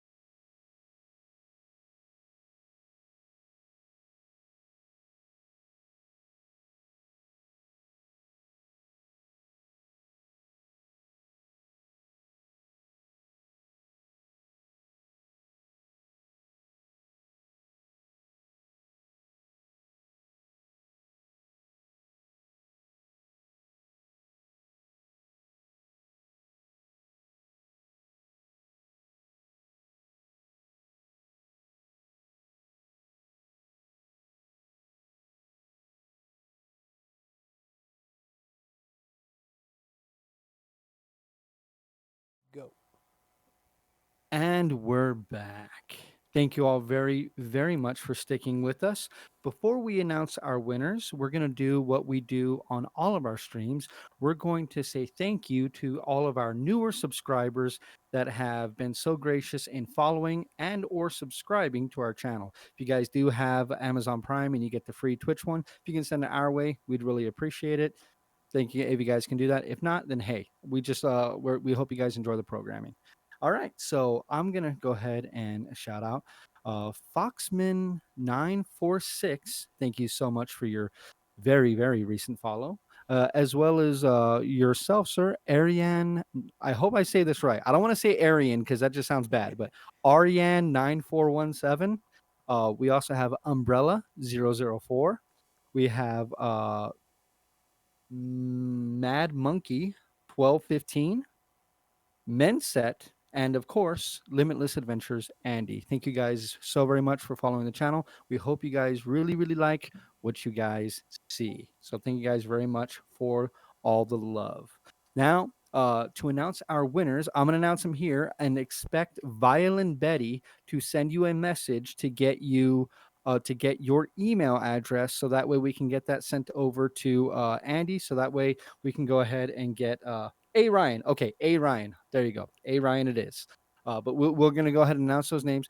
Violin Betty will send you a message to get your email address so we can send that over to Andy so that way you guys can get your swag.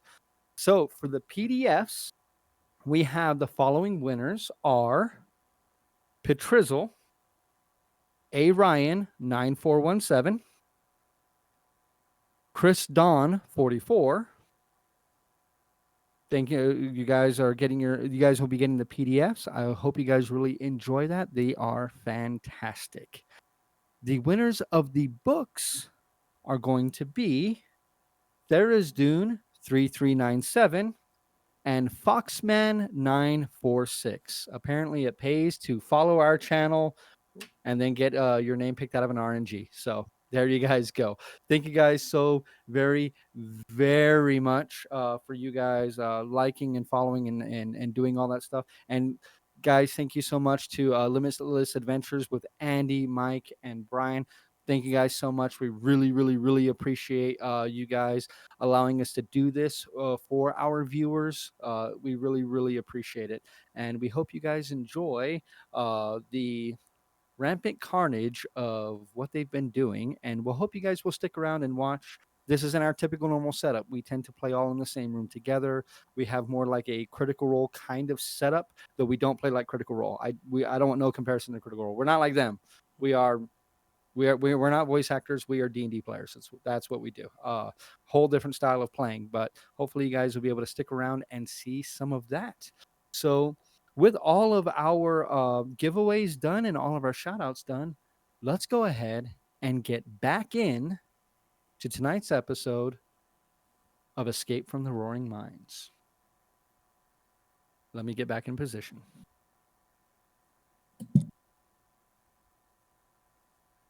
As you stand there with this gibbering creature now quiet and the soft sobs of this specter, the sound of roaring wind just behind you, Ash, greets your ears. That sound appears to be much, much closer now than it was. How quickly does it seem to be approaching? It does not appear to be moving. It appears as if it is simply happening behind you, down Okay. this pathway here. Is everyone okay? Do we need to take a Sorry. break? You could not see that. It is down this pathway here. Does anyone need I a nappy think time? I'm okay, but a nappy time may not be so We bad. should regroup. Maybe help this ghost dig so he stops Okay. possessing people. When you say that, you see him kind of it spectrally kind of wipes away tears that aren't there and then stops sobbing and you'll help? You'll help me? Is this something I can use my mold earth to excavate? 100%. Cool. Let's use that cantrip. I'll dig it out. I like that cantrip. What's So spending a few minutes, you're able to slowly pull the gravel out of this pit. It's about 4 to 5 feet down until you come upon what appears to be a old burlap sack, fairly large. When that happens, the spectral figure tries to cradle this thing but can't, its arms simply passing through, and it begins to softly sob again. And as it does, you all hear him in his soft voice say, Elsa, I missed you, Elsa. I will open the What are burlap y'all gonna do? sack and lay out Shall we? what's inside. As you open the sack, he moves aside and allows you to simply start opening it. As you do, you can see what appears to be a roll me medicine check. Okay. And one medicine check coming up. Gotta switch to that real quick and that real quick. So for the roll in this one, it's just the same format as last one for a d20. Exclamation point roll. Yeah, we got rid of the undead maiden one. Excellent. So 18 plus 0 is 18. This you've seen corpses a lot before, mainly because of your friend Venora. Not that you wanted to see corpses and dead bodies, but she just kind of is constantly working on these things and animating random things and really, really pushing the bounds of her necromantic abilities. So you know pretty well about Her these playing with gross things. yeah, this is definitely the corpse of a woman that has been buried for a very long time. There is no flesh left on this thing. You know, I could raise it. Let's not upset our ghost friend. It'd be like she's alive again, It but not. You looking at it, there is nothing left that could that is animatable of this corpse. It is that far gone. Boo. 0 connective tissue. Yes, let's you know what? Let both of these ghosts here rest in peace. As you see this, you hear the voice now as the spectral creature almost seems like there's some kind of unseen wind that seems to be blowing bits and pieces of the spectral figure away. Before it is completely gone, you hear its very raspy voice say, "Please bury her outside." And after a few more moments, he is gone and scattered. Whatever purpose he had, now completed. Well, I guess there's nothing wrong in digging a hole and putting this in there and putting a rock on it.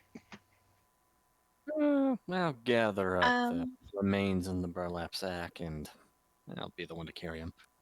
Now, the presence of this creature for so long, probably in the same position it was in for so very, very long, this earth is still doughy. It's not as bad as it was, but you're still able to move through. But every once in a while, you kind of get stuck a bit. But it seems to only be allocated in that one area. There is another pathway this way here that seems to end at a dead end, and another pathway that leads on behind Ash, where a sound of roaring wind can be heard.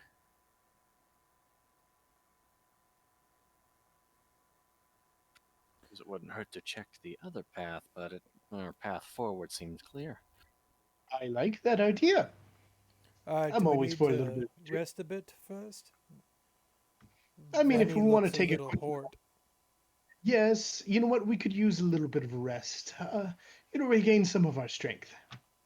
Excellent. Let's do that. So, as you all begin to take a short rest, is anyone doing anything during this time, or is everyone going to rest? I'll pack up the Hit bones and dice. stick them in a backpack. I was Okay. um, already got that. Yeah. So it is Mizar that has the bones in her backpack, or his backpack, excuse me. Amazing.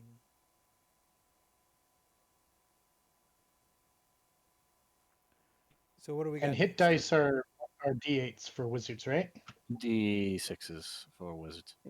We want to Oh, make sure, real quick, that Petrizzle, A. Ryan, Kriston, Therisdune, and Foxman, that you all got your whispers from Violin Betty. If you haven't, double check to make sure that you got your whispers. Okay. All right, how do we do the rest again?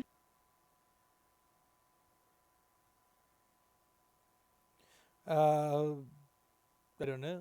Is it going to regen any of your you type abilities? in game and then game space short rest. Ah, there we are. With the exclamation point, of course.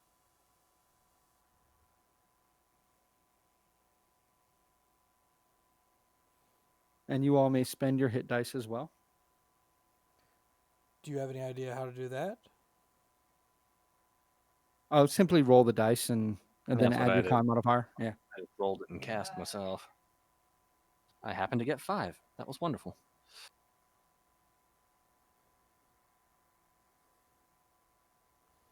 Yay! I'm still awesome.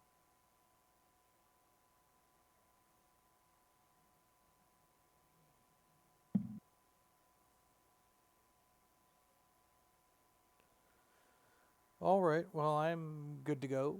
I'll keep watch while everybody's resting because I don't really need to rest at the moment. Except maybe on Tuesdays. Don't like Tuesdays. Are you It's an serious? That's opportunity. 2 2s in a row that I've rolled. Dude, I rolled a 4, Sometime. 3, and a 1. Okay. So add your con to each roll because you get your con modifier to each roll, and then total up your hit points.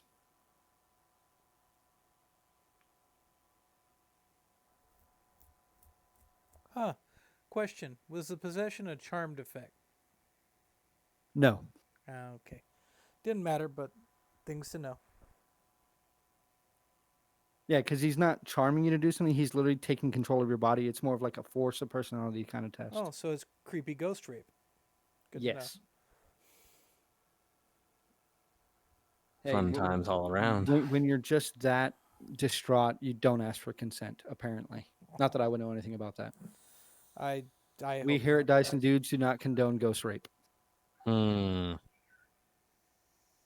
Okay, so everybody's rolled their dice, taking a short rest. During the short rest, is anyone doing anything else or no? I'll pack up the bones respectfully and check out. It looks like there are kegs along the wall. I'll go look at those. And I'm showing you all to are right know. next to you. They are very old, very rotten. They probably at one point held a fresh potable water, but it is long since evaporated. Ah, good to know. All right, so I guess when we're So ready, my hit we'll. points are actually at 27, not 38. Sorry. Okay, make a note of it. I did. It's on the We're character still sheet. not able to use all of this new dice roller from D&D Beyond, but we're using what we can. It's in alpha, but so far it looks really good. Yeah, so far I like it. Hmm. So I guess we'll head down that hallway. Usual marching order. Which one? This one that you hear the wind or the dead end? The wind. Too bad The we don't wind have the halfling, or it could be a leaf in the wind. Just so you know, at this point in that hour, your Clarice is still standing at the edge of the ledge, at the edge of the ledge, and she is basically waiting for some kind of command to throw herself off and try to rejoin her master. Are you going to give her that order? Oh, she does have, actually, because of my additional 6 hit points. So, Do it. Okay. Make her go So you're going to splat. have her jump off? well, I mean, we need to get back up, right? Oh, I got that covered. Don't worry about it. Oh, okay. Maybe I'll find another dead body. Yeah, let's make her jump off. Can she jump off in a way that I think she I've got that lands on covered. something I soft? might have that covered. She's not really that smart. So as you give her the command, she jumps and you hear a sickening crunch as she slams into the elevator that's about 15 feet below her. She slowly stands up and then, like, literally walks off the edge and smashes into the ground right in front of you. She takes a total of 8 falling damage from the 2 falls. Good job. So she's still up. Yep, she's All still right. alive. Alrighty, I guess All we're right, going Clarice. to move along. You should really give them better commands instead of just telling them to fling themselves on the ground. This What? is like the 5th or 6th Clarice this week, so. It's Mm, not like she's actually alive. It's just icky. yeah. But now she smells like cookies again. And I, do prestidigitation. Make her Blech. smell it. Okay, cool. So now she smells like a decaying grandmother who just made a big batch of cookies. Mm-hmm. Just like Okay. home. So, in the same marching order, again, we're not moving the miniatures inch by inch as much as I love doing that. We're not going to be doing that. I just realized I haven't been taking pictures all night, so I'm going to have to reset up some stuff to take more pictures again. So, that's my bad. Oh well. Bastard. I know. I'm going to have to. The good news is I can look at the video and see what I missed and what I need to reset up. So, that's okay. Okay, so getting back to this is we got a couple more hours of play to do, so let's go ahead and get to that. So making your way downtown, walking fast, you will find that you come to a T intersection. Alrighty, what's going on at the T intersection? Okay, so the roaring which permeates the dungeon grows louder as you feel a steady push of wind. The tunnel ends in an intersection. The cross tunnel is slightly larger, and rocks rush by in a steady stream as if a hurricane existed in this very passage. Upwind, you can see a corner that turns and just barely make out what appears to be the beginnings of a doorway. Downwind, there are more mining tunnels. Let me give you guys a visual of what you see.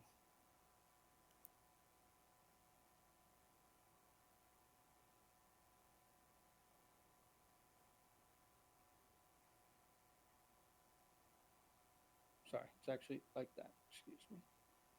Sorry, they don't link up on this table because the table has a divot in the middle. Stupid divot. I know. Okay, so standing here. Apologize that I keep hitting the camera. Ah, you good, buddy. It's not even shaking. Oh, well, I'm glad to hear that. You're welcome. Even if it's not true. I mean, it's true. Okay, so you all can see there is rushing wind heading this direction. You can see particulates in the wind. And this wind is like a category 4 hurricane. That roaring is deafening. At this point, you have to scream at the top of your lungs to be heard by each other. Upwind to the door. So the door, you can see the makings of what appears to be a doorway this way. This way is where more tunnels continue on. Yeah, upwind to the doorway. So who's going first? I'm going I will first. go first. Oh, well, fine. Go ahead, Misa. Hmm. I'll take a rope with me. I've got a rope on me. Who am I kidding? Who are you holding? You handing the rope to? All of them. You think I'm going to trust it to just one?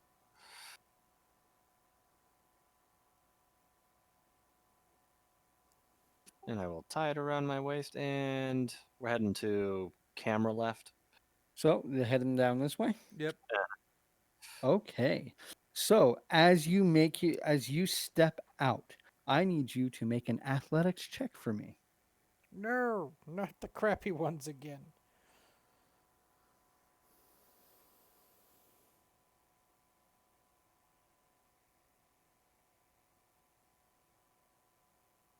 Ha! I actually rolled a soft 20. Very nice. Very nice. You're able to keep your footing and you're able to it's very hard, difficult moving, but you're able to walk against the wind. But the particulates in the air are ripping past you. You can feel small rocks that are cutting into your skin. You take 3 points of slashing and bludgeoning damage, but you are able to move your way upwind. Now, you can do a double move that will get you all the way over to here, and you can look to your right and you can see this. Give me 1 sec. One Mississippi. I think it may require 2 Mississippis. 3 Mississippi. Uh-oh, we're coming up on 4 Mississippis. 5 Mississippi. What are we going to do with all these Mississippis? They're We are kind of going to big. give them to Needle. Mm. Gotta I change think campaigns. that the collective intelligence of the state. I'm not sure if you can see that doorway, but that doorway there is Yeah, we what. can see it. We can just see Okay. it. I I will will be right behind him. make my way up in their slipstream, kind of using them as a wind barricade. And Randolph breaks wind. Of Okay, course he I'm does. sorry. I missed that. What what were you saying, Ash? I'm using him as kind of a wind barricade to make my way up stream. Okay, so you're kind of like walking behind him. Yeah. Okay, so I'm I need you to drafting make an him like athletics check race with cars. advantage. Do I need to make one too since I'm. Wait, is Ash first or am I first? 'Cause I was I gonna- heard Ash say it first, I got a 10. and Mizar had handed you the rope. Oh, okay. So I guess I'm tasked with staying behind. You are able to keep your feet and prevent yourself from tumbling down. You do take half damage from the effect. You take 3 points of bludgeoning damage. No, not 3 points. Awful. Okay. So you both can now see this doorway. There are glowing runes upon it. There appears to coming be out of that door. the wind is coming out of the wall next to you. I'm not able to show you on camera, but there are dozens of holes in that wall that the wind is literally streaming through. I'm going to kind of snuggle into there and then try and cast Dispel Magic as a ritual. Okay, I need you both to go ahead and make another athletics check for me, please. Do I still have advantage or no? At this point, you're both able. Are you letting him, Mizar? Are you letting Ash in first, or are Eh, you? if he's the one with the dispel, I might as well let him do it. Okay, so you still have advantage. Yes, Ash. 15. Brace. And thank God I had advantage because the first one was a 1. No So 15, you're able to no keep your feet and one, move up. No one. You do take half damage from the particulates. That is 4 points of damage. And Alrighty. Mizar, go ahead and make your athletic check, please. That's a 13.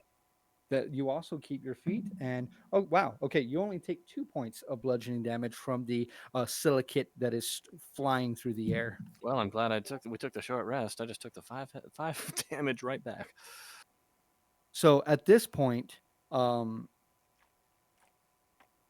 Randolph and Venora and Clarice, what are you guys doing?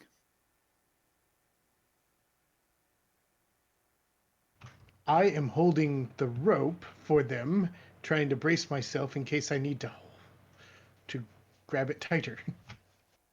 And you, Venora?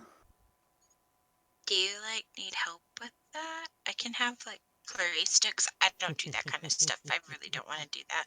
Plus, it gives you the opportunity to grab my stuff. But if you have stuff, can I look at your spell book? No, I'm pretty sure that I don't want to grab any of your stuff, even if offered.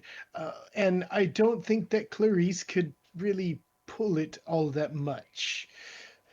I I'm mean, gonna she is brace kind of a little myself. frail. I'm gonna brace Okay. myself and tell them. I'm gonna send them a mess. Well, I'm going to send Randolph a message that he can advance down the corridor if he wants, though he may want to wait until we've cleared this little door. Randolph, go ahead and roll a perception check for me, please. I'm using the message spell. Yes, the roaring sound of the wind is drowning out pretty much anything else that he can hear or say. That would be a natural 20. So, yes, you can hear that message. And you can reply.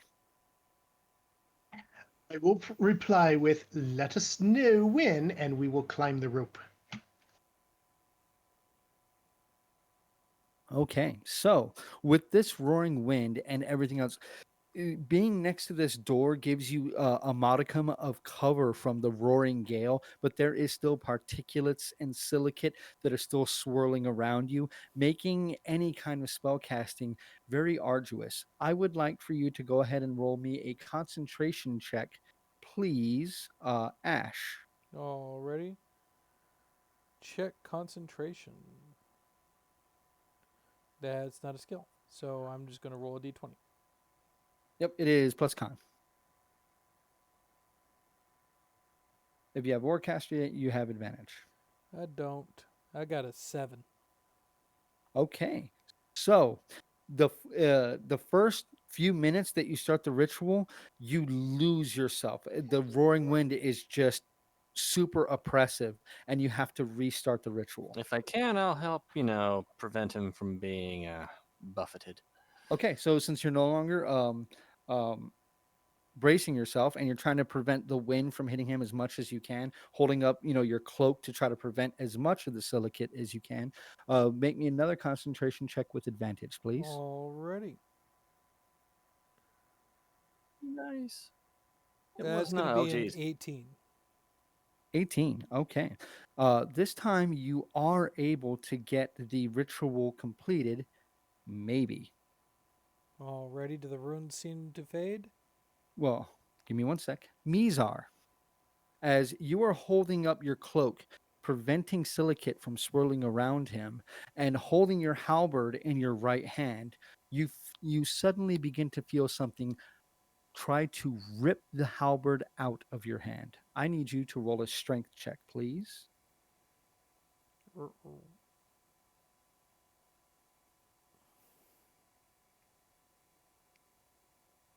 Yeah, it's an 11. You feel your halberd be ripped out of your right hand, and you see it go. As you turn to look, you see it just disappear around the corner behind you to your right. After a moment, looking around, ooh, does a 23 hit? Yes. You feel what can only be described as something like a bald fist smash into your face. You feel your nose twist and blood begin to pour down your snout and onto the front of your armor. You take 8 points of bludgeoning damage as you take a step back. You feel, well, actually, no, in this area, you don't feel anything. What are you going to do? Unless he hits me again, honestly, even if he does hit me again, there's quite literally nothing I can do. So I'm just going to continue doing what I'm doing. So you're going to continue to try to assist with the ritual? Yes. Alrighty then.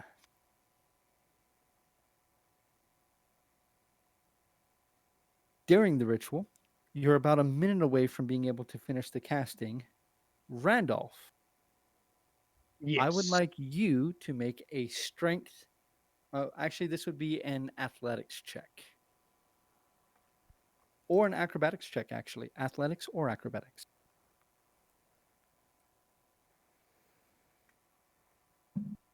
Please be good. I'm better at acrobatics. So that is a 12.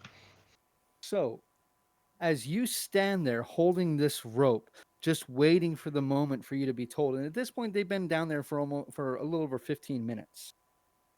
You suddenly feel the front of your robes tug away from you. You look down, you don't see anything holding on to you, but your clothing is kind of pulled away from you, and you are suddenly pulled off of your feet and drug into this wind tunnel.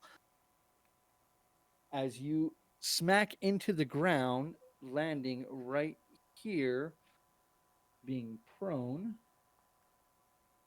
the wind whips around you. You take 3 points of bludgeoning damage as falling rocks and silicate are buffeting against your body.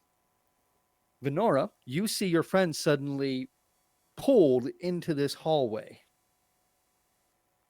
At this point, I would like everybody to roll initiative, please. Yeah, initiative. And that's just check initiative, right? Yes, just check initiative. For some reason, my ugly face has appeared in the bottom corner of the screen. Awesome.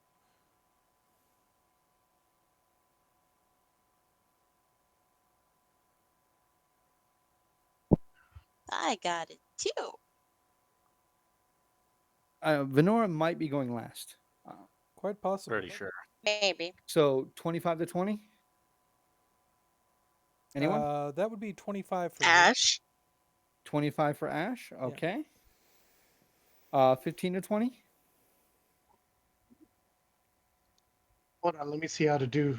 Because I didn't see how you guys did the initiative check like that. Oh, it's check inish. Yeah. Well, I type out initiative just so it doesn't have any room to complain about multiple entries. Okay, cool. That's a 4. Alrighty. I've got an 11. Go ahead and save you some trouble. Oh, wow. Okay, so I had everything in the exact right order I needed. So we're not in combat, but we're just going to go through actions like this. Okay, so Ash, you're continuing your ritual, correct? Because you Yes. have no idea what's been going on. Okay. So at this point, I need another acrobatics or athletics check from you, Randolph. Come on, An acro- Randolph. Now, at this point, you know something's grabbing a hold of you, so it does not have the advantage aspect of it now. So it's going to be a straight roll versus a straight roll. That's a 12. Okay, so this thing is trying to pull you down the hallway, and you just kind of wrench yourself free, and you feel it let go of the front of your shirt. It manages to pull you maybe a few feet this way, but not enough to like move into another square. But as that happens, you start looking around. You don't see any physical kind of creature around you, and that howling gale is even louder now. The only thing you can hear is that roaring wind whipping around you. Mizar, what are you going to do, if anything? Mizar. I'm gonna go ahead and remain where I am. Okay. Still helping with this ritual. Okay. Randolph, being on the ground, you're going to I will start. go ahead. I'm actually gonna go ahead and cast Enlarge Person on myself. Oh, Enlarge okay. Reduce. Very nice. So you suddenly. So now I'm good and pressed against this wall. I should have been And- more prepared with large figures. Give me one And second. I'm gonna because see. I want I'm to go. gonna see how well I can block this hallway. I'll be right back. I don't know why, but I just thought of a cat person pressing its butt against the jets in a hot tub to stop the flow. Oh God. That's very disturbing Bastard. image. Okay, pressing its back against the jets? I don't know, man. It's just kind of humorous for, like, Okay. Like weirdly, I don't have a large tabaxi figure. I mean, kind of odd, right? You'd think those would be like super common. So I'm going to go ahead and put a large stone giant right there. That is currently your friend Mizar. wow. Okay, Randolph, you Luckily, can see, looking down this way, the halberd that once belonged to your friend is up against the wall. You had no idea it even flew past you. You are Okay. currently on your back within this gale, taking 6 points of bludgeoning damage. What are you going to do? I'm going to get up and get out of the gale. Okay, that is going to take your entire action to stand up and move away. did and you move cast? back out of the wind? Did you cast Entire that movement? spell that you put in the thing? Yes. Yes, and then for my action, I'm going to cast See Invisible. See invisibility. Dun, dun, dun. You know, I think I have that one in my spell book, but I didn't take it. Or I didn't meditate it. That's why I'm using a ritual.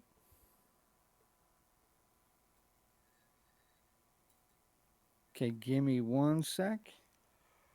Okay. There's another Mississippi for needle in the other campaign. Poor Needle, he's going to have so many Mississippis, he's not going to know what to do with them. I don't think he'd know what Right. to do with one Mississippi, Let alone 12. right? He can't even count to 12. Sure he can. Needle can make it to 21 if he drops his loincloth. Oh god. I just picture Conan the Barbarian, with Arnold Schwarzenegger when Yeah. he's counting the 1, 2. Yep. Okay. So at this point, Randolph, you're able to scramble back there. You still have an action if you wanted to take it. Oh, okay, I guess you did not hear that. I cast See Invisible. See invisibility? Okay. So you cast the spell and begin watching, correct? Correct. Alrighty. Venora, are you going to do anything during this time?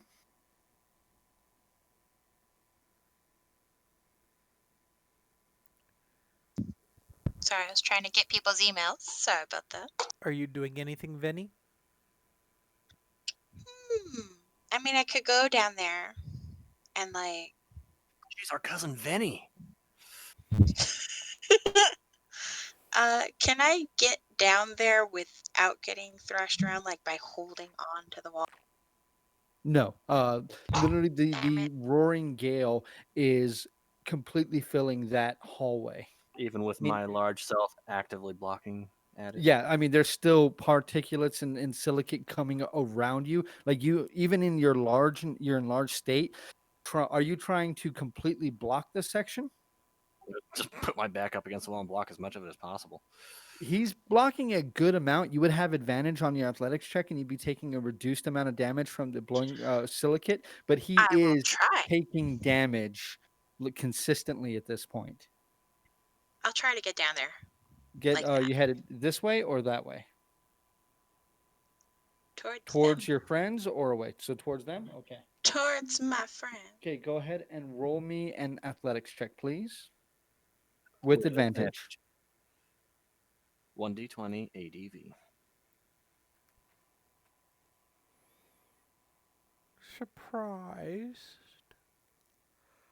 So do I have to put roll in there? Yeah. No, you could also do check athletics ADV.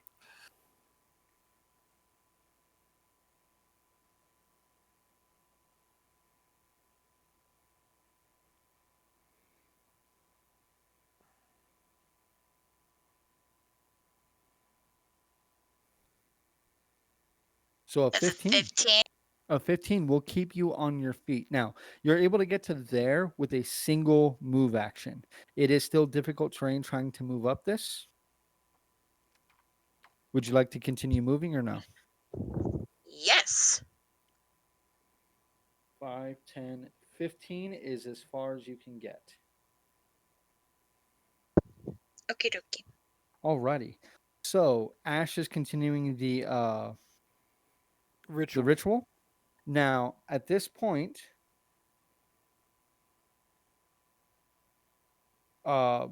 Randolph, as you are watching, you suddenly see an outlined creature. Strange kind of white lines that seem to illuminate its body in your now invisibility seeing state. You see it walk across this entryway, following behind Venora. As it approaches behind her, it grabs her and begins to throttle her. You can see this happen now. Venora, good thing I have advantage. That is a 19 to hit. Yeah. Okay, I need an athletics check or acrobatics check from you, please.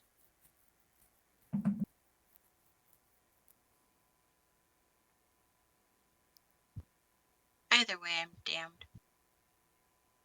You need to roll first, so, you never know. I think that's just an indication of how crappy both of the saves are.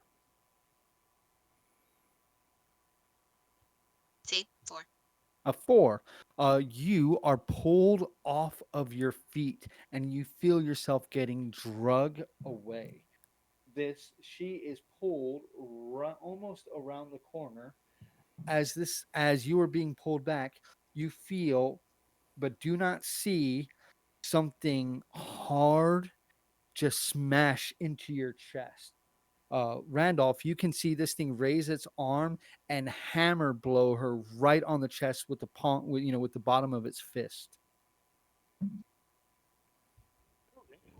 That is a 17 to hit, Venora. Yes. You don't have shield? That's with major. You don't have the shield spell? No. Okay. That is 8 bludgeoning damage. Okay. Now we are now technically in combat now that you guys can see what, or one of you can see what is happening. Mizar, Oh, as good. you stand there, you do not get a saving throw at this point because you're blocking the entirety of the hall or most of the hallway. You take 4 points of bludgeoning damage this turn. Please What hurry. would you like to do as you see your friend being pulled down the hallway?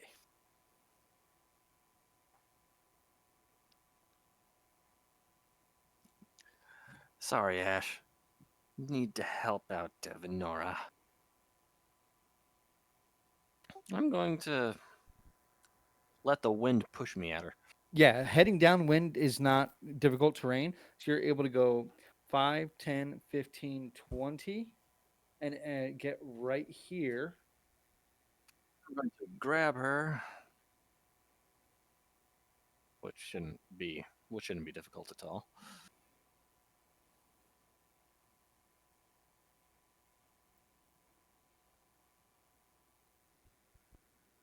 It is not difficult. So at this point, you're giving her advantage to attempt to break her grapple from this creature. Unless you want to attempt to use your action. I'm just gonna grab her myself. Go ahead and roll an athletics check. I already did. It's 20. It's a 20. Okay, give me one second. Indeed. Sorry, I rolled still dealing, 2 18s. sorry, we're still dealing with some email stuff. So sorry. Right. Don't mean to be distracted. Okay, that is a natural 5. So you are able to pull Venora right out of whatever this thing is holding her hands and hold on to her. How well Okay. did I see her literally get dragged away? I mean, I was looking right at her. Yes, you literally saw her get drug away. Do we have any way to deal with this invisible jackass? With you standing in that hallway, no one can hear you screaming. What was that? And Randolph, we are to you. All right. I am going to step to where I can see that creature. Right here, you can see it just around that corner behind Venora. I'm going to cast Mind Spike at level 3 at it. Okay, so that is a wisdom saving throw, correct? Yep. Yes. Unfortunately, I can't get it to actually cast it. Because Mind Spike is too new of a spell. That is a natural 2. Oh. So that is 48 damage. You might as well just roll the 48. Yeah, just roll the 48. That's what I meant to. Sorry. Okay. Oh, wow. That is 23. Wow. You see this your pink shard of mental energy slam into this creature. Both Mizar and Venora, you see this thing slam into nothing. For just a second, you see a silhouette kind of outline into a vaguely humanoid shape, then is gone. You see this creature literally like bulk and take a step back from taking this attack. It kind of shakes its head a bit. That you still have a bonus action and the rest of your move if you like to take it. No, I think I'm just going to watch to see what happens now. Alrighty. Venora, you have been ripped out of whatever grabbed you's arms, and you're currently being held like off your feet by Mizar. Nuke it. Can I'm I? attempting to shield her. Should have made Can it a I point still to move her around cast? behind me. Well, Yes, you could still cast. Then I shall cast. What are you casting? AOE. Toll the Dead. Okay, Toll the Dead, you have to see the creature in order to target it. Yeah, that's how it goes with But I all saw of the those. outline for like a little bit. Yep, but you don't see it anymore. It was literally a split second too fast for you to be able to cast your spell. Just nuke the hallway. Do any of us actually have Hold on, nuking I'm spells? lagging out. I'm pretty sure she's got fireball. I have fireball, but I don't need it. No, you're good. Oh, Yeah, and right. by the way, Venora, you do take 1 point of bludgeoning damage from standing in this hallway. With Mind Spike, you can you know where it is for the next hour, as long as it's on the same Oh plane. yeah. Can everybody hear me? Yes. Okay, Venora, Okay, you sorry. take 1 point of bludgeoning damage from the howling wind that is being buffeted by your giant friend. Okay, so I'll mark down that. So I can't cast Toll the Dead. You have to be able to see the creature in order to target it. So if you got an AOE, you could dump it down the hallway.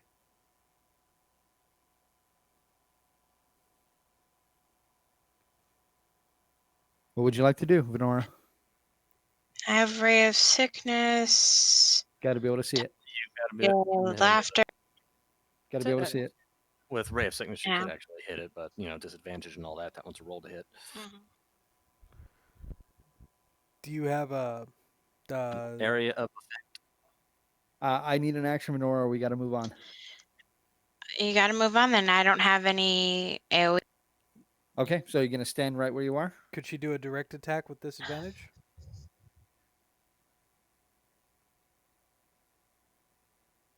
What are you doing, Venora? Can I do a direct attack with disadvantage? Yes. Then I'll do that. Which? What are you gonna attempt to attack with? Can I try to do Toll the Dead or No. Ray of Sickness? You have to do something that has an attack roll. Ray of Sickness has an attack roll, I think. So Ray of Sickness then. Okay, make your attack. First off, before you do that, go ahead and make a Constitution check. If you have Warcaster, you have advantage.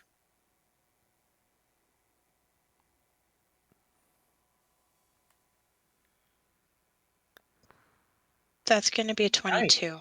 You are Ooh, able to nat 20. maintain. You're able to hold your concentration and be able to cast a spell despite the howling wind and the particulates in your face. Go ahead and roll 2d20 and take the lower.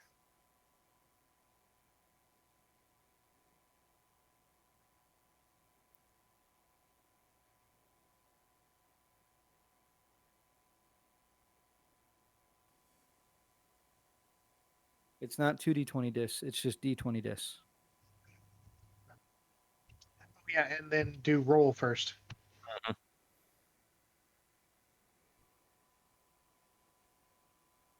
wonder if it would actually take spell attack.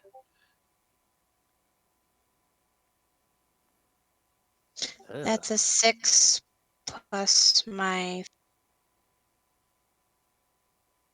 Should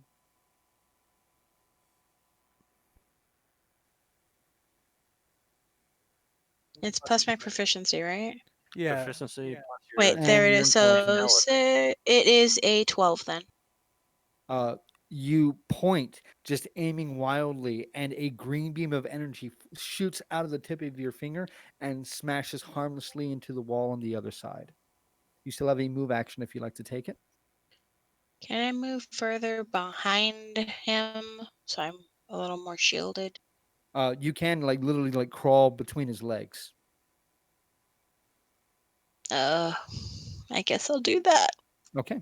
my As God. you begin to try to duck under him and move away, Randolph, you see this thing take a wild swing at her. That is only a 12 to hit, though. That doesn't hit with my mage armor. Yeah. So you would feel the whoosh of air over you if it wasn't for the gale of wind that you feel now. completely unabated as you are now on the other side of your ally. So, Venora, that's going to end your turn. Ash, you're continuing the. You think you got another about 12 seconds to go before you finish the ritual. I can't hear anything going on, anyways. I'm guessing. Yeah, no. I mean, you're completely enraptured at this point. Yeah. So I'm ritualizing. Okay. At this point, Randolph, you see this thing turn and like seems to look at you, then turns and runs down the hallway away from you, disappearing around the corner on the right. Shout at everyone. He ran down the hall. Neither of the two people in that are actually in the hallway can hear you. Like you're shouting, but they're looking at you like, "What? I can't hear you." I definitely can't hear him. Well, I shout anyway. Okay. At this point, Vince, you cast Dispel Magic. Alrighty. So I would like you to go ahead and roll me an Arcana check, please. Alrighty, Arcana coming up. Oh, hold on. Way too Is many it? I don't rituals know if it's all meditated up. Arcana or if it's just a. Hold on 1 second. Make sure I'm telling you correctly here. You want me to pull up the spell? I got it right here.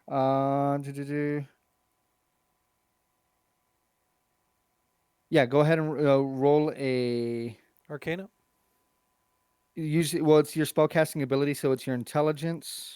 So it's just an intelligence check. Okay. So check int.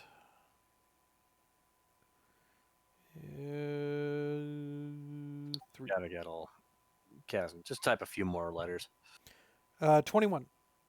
Oh Lord. Okay. You see these red runes that have been carved into the door begin to glow hotter and brighter and brighter, and like a light bulb exploding, they suddenly just wink out. Awesome. I'm going to open the door.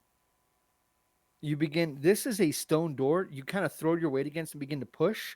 It takes a minute, but you realize as you're pushing and pushing and pushing, the echoing in your ears is the remnant of the wind, but the wind and the particulates are no longer blowing in the hallway behind you.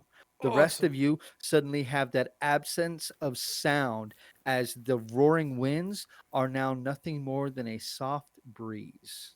I'm going to yell because I've still got the tinnitus going on.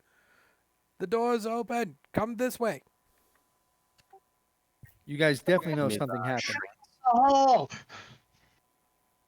I'm gonna see about. Well, do I see my halberd? You actually do. It is against this far wall over here, literally pushed against the wall as it was just drug across the ground. Is that idiot still in the hallway? he ran down can- the hallway as I shout at them. He Uh, ran around the corner. My Now- hearing's bad enough after that. Please stop. Real quick, Venora and Mizar, you both take another 3 points of bludgeoning damage before the ritual ends.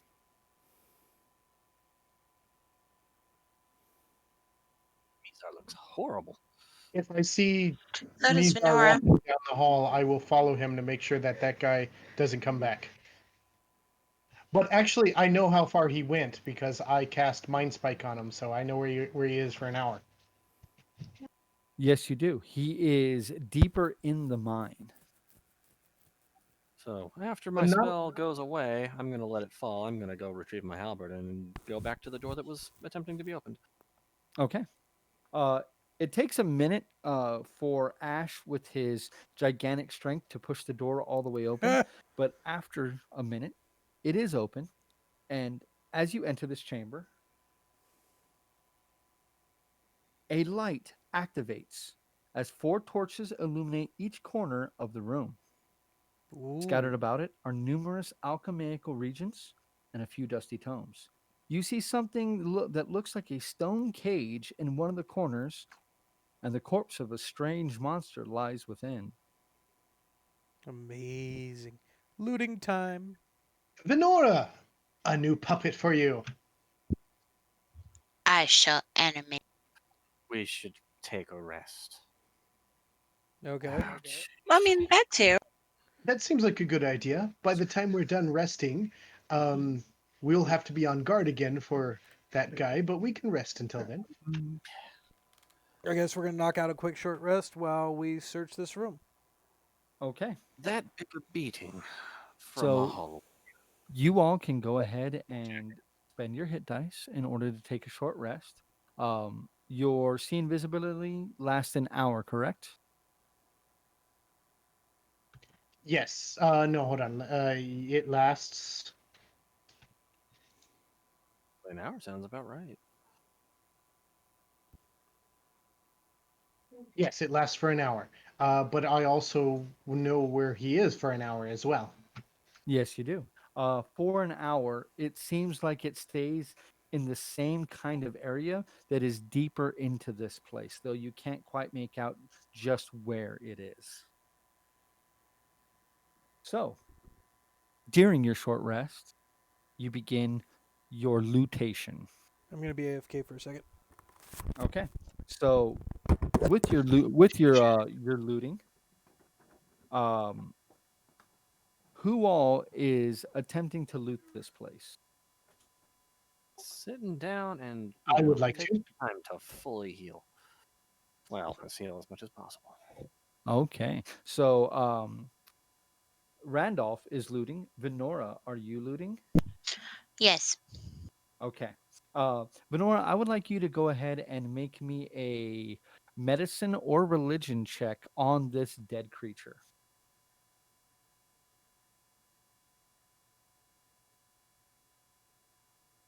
And you, Randolph, I would like you to make an investigation check for me, please.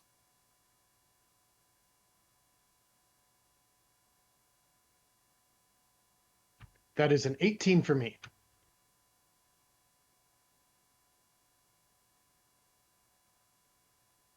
Okay.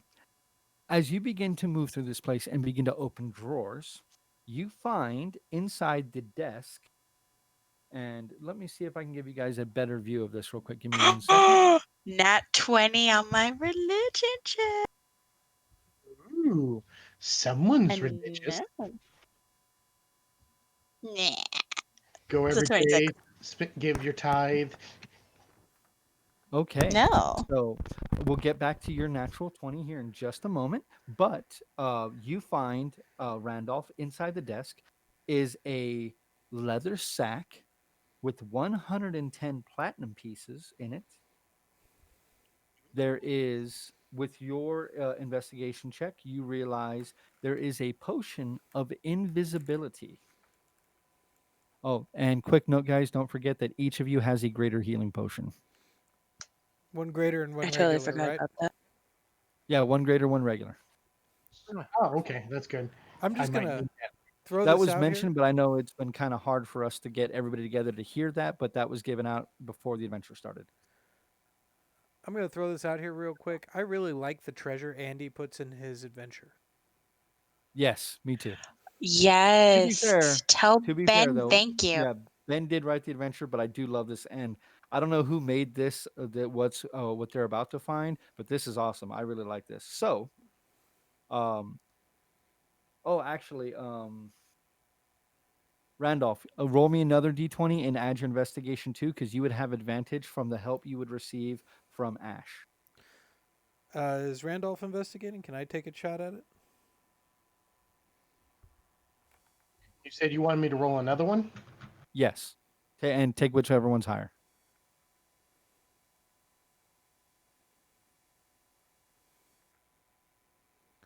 Take the high one. Oh, yes, I'll definitely go with the 26. I rolled a 19. Oh, Hell that yeah. is okay. So you find the following. You find a spell book, and as you can read Dwarven, you can see inscribed in it is the name Borla. And suddenly a lot of things make sense. We'll get back to that in just a moment. You find there is uh, 3 regular healing potions within this place. Uh, I'm sorry, there is the materials to create 3 healing potions in this place. They are not completed Created. yet. Uh, there is a shallow pool of clear water that is unevaporated, which seems odd. You also find that there is rusty bits of what appears to be glass, which doesn't really make any sense because glass can't rust, but it definitely is there and it sits in its own small container.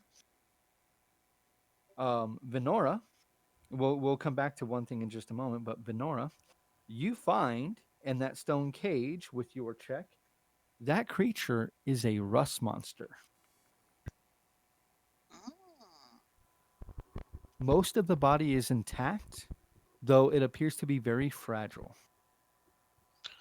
Ooh. Can she animate it? She knows she cannot. She can only animate humanoids with the animate dead spell. Sadness and despair. And this thing, like the dead lady, there's not enough of the body left. This is basically just like the outer shell of it. There's nothing inside. A good hard push on this thing would probably turn it to dust. Randolph, as you are flipping through the brand new spell book that you have discovered, you find it has the following. At first level, it has the spells Burning Hands, Tensor's Floating Disc, Shield, Alarm, and Alter Self. Second level, it has Magic Weapon, Invisibility, and Shatter. Third, Blink, Glyph of Warding, and Lightning Bolt. Many other spells that greatly interest you, including Disintegrate, Mass Suggestion, Force Cage, Plane Shift, Etherealness. But one really catches your eye, one that you have never seen before, a spell called Glass Steel. Glass steel, like what we saw earlier. Ash, as you were looking through, you find what appears to be a kind of rusty looking battle axe, but as you pick it up, the rust just falls from the blade. It is Ooh, made of that same glass steel. amazing. I'm gonna hand it off to my good buddy Mizar. I just like saying Hmm? Mizar. What? It's a glass Mm. steel axe. Weezar the Weezar. If any of us can use it, Huh? you can. I'll give it a swing. It appears to be very, very well made. Looks real pretty. Why don't you check and see if it's magical while we rest? All right. Yes, I certainly can spend the time on that. I don't really need to rest too much.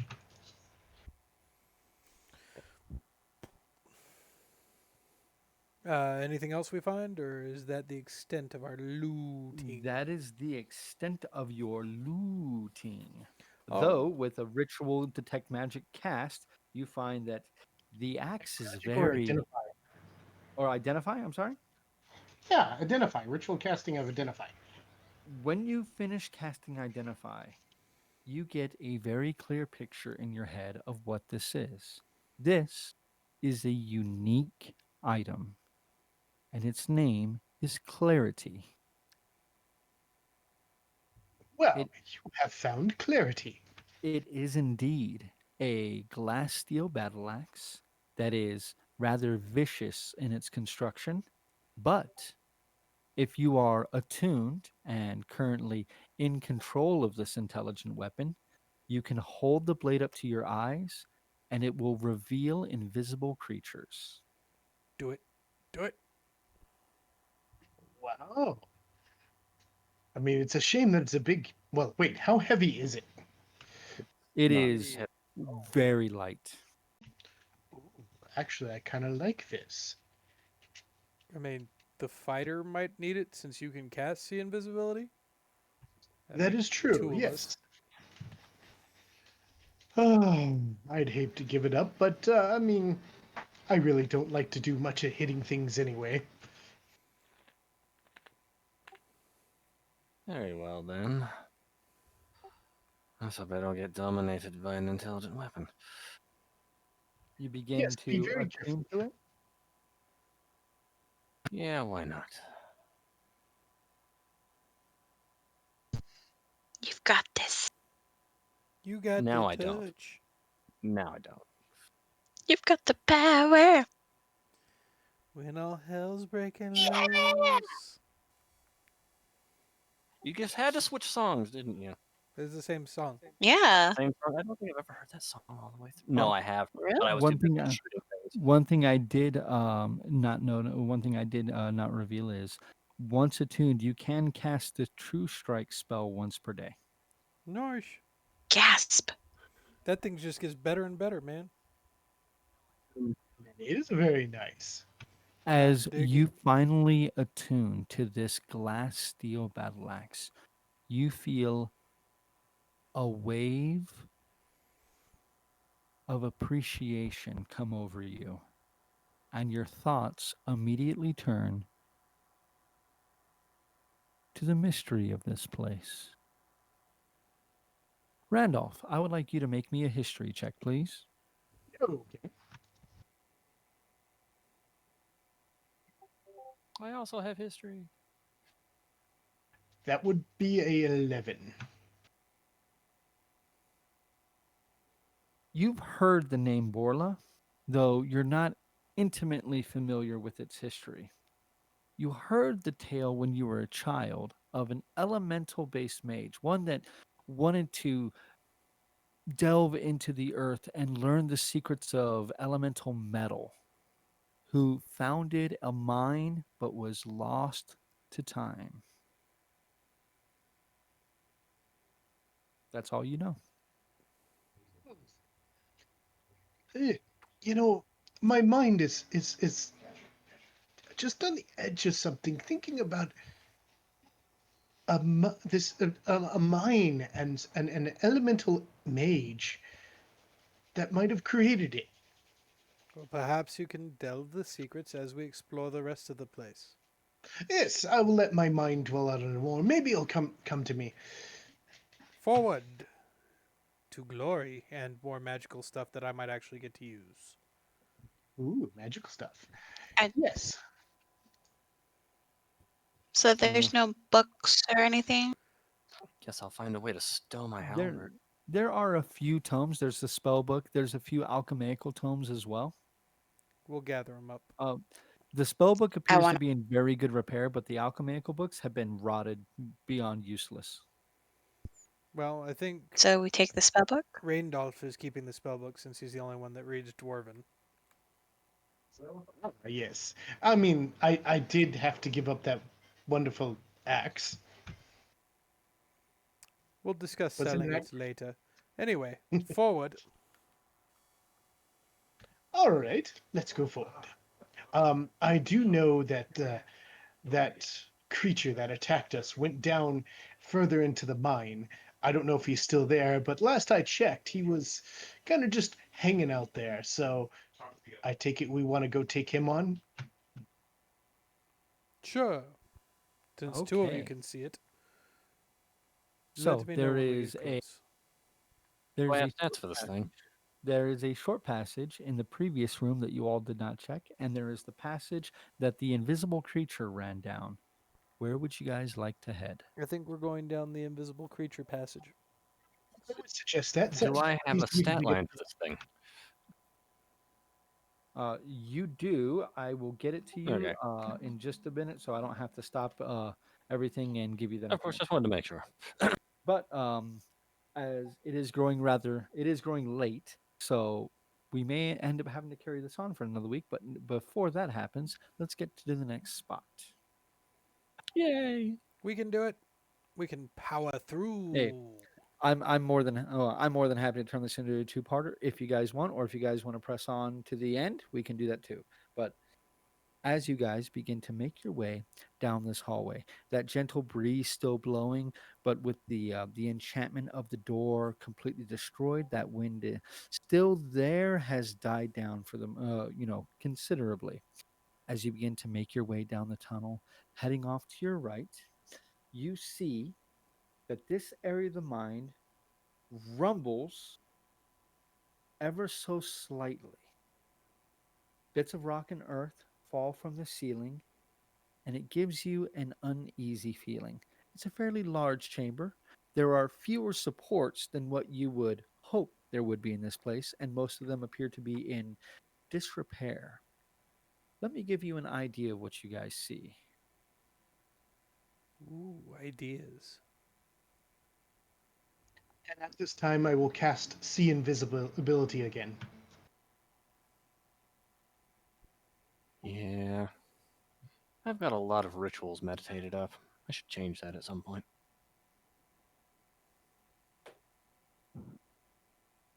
Oh, there's Paul. Where's Paul? He was full screen for a second. It was a wonderful okay. shot up his nose. Hmm. It's my best side. Well, especially on a 40-inch high def, man. There we are. There's the hole.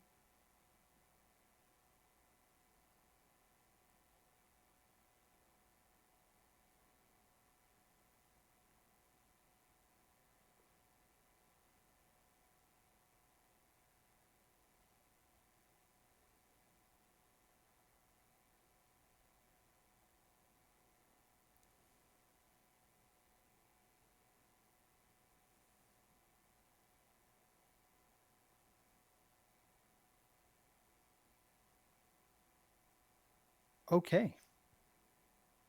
As you step in this place, you can see several of the supports have fallen, some have broken. There are very large rock piles that lay against each of the walls, and several very large rocks that appear to have fallen from the ceiling and now lay to rest within this chamber. As you take a few more steps forward, you all cover your ears as there is a sickeningly loud explosion of earth and rock from the back of this chamber. Erupting from this explosion is a creature made of earth and stone. As it pulls itself from the hole that it made, four headless skeletons crawl their way from it and begin to stand. Let me show you what you see. Nerp. Yes. Nerp.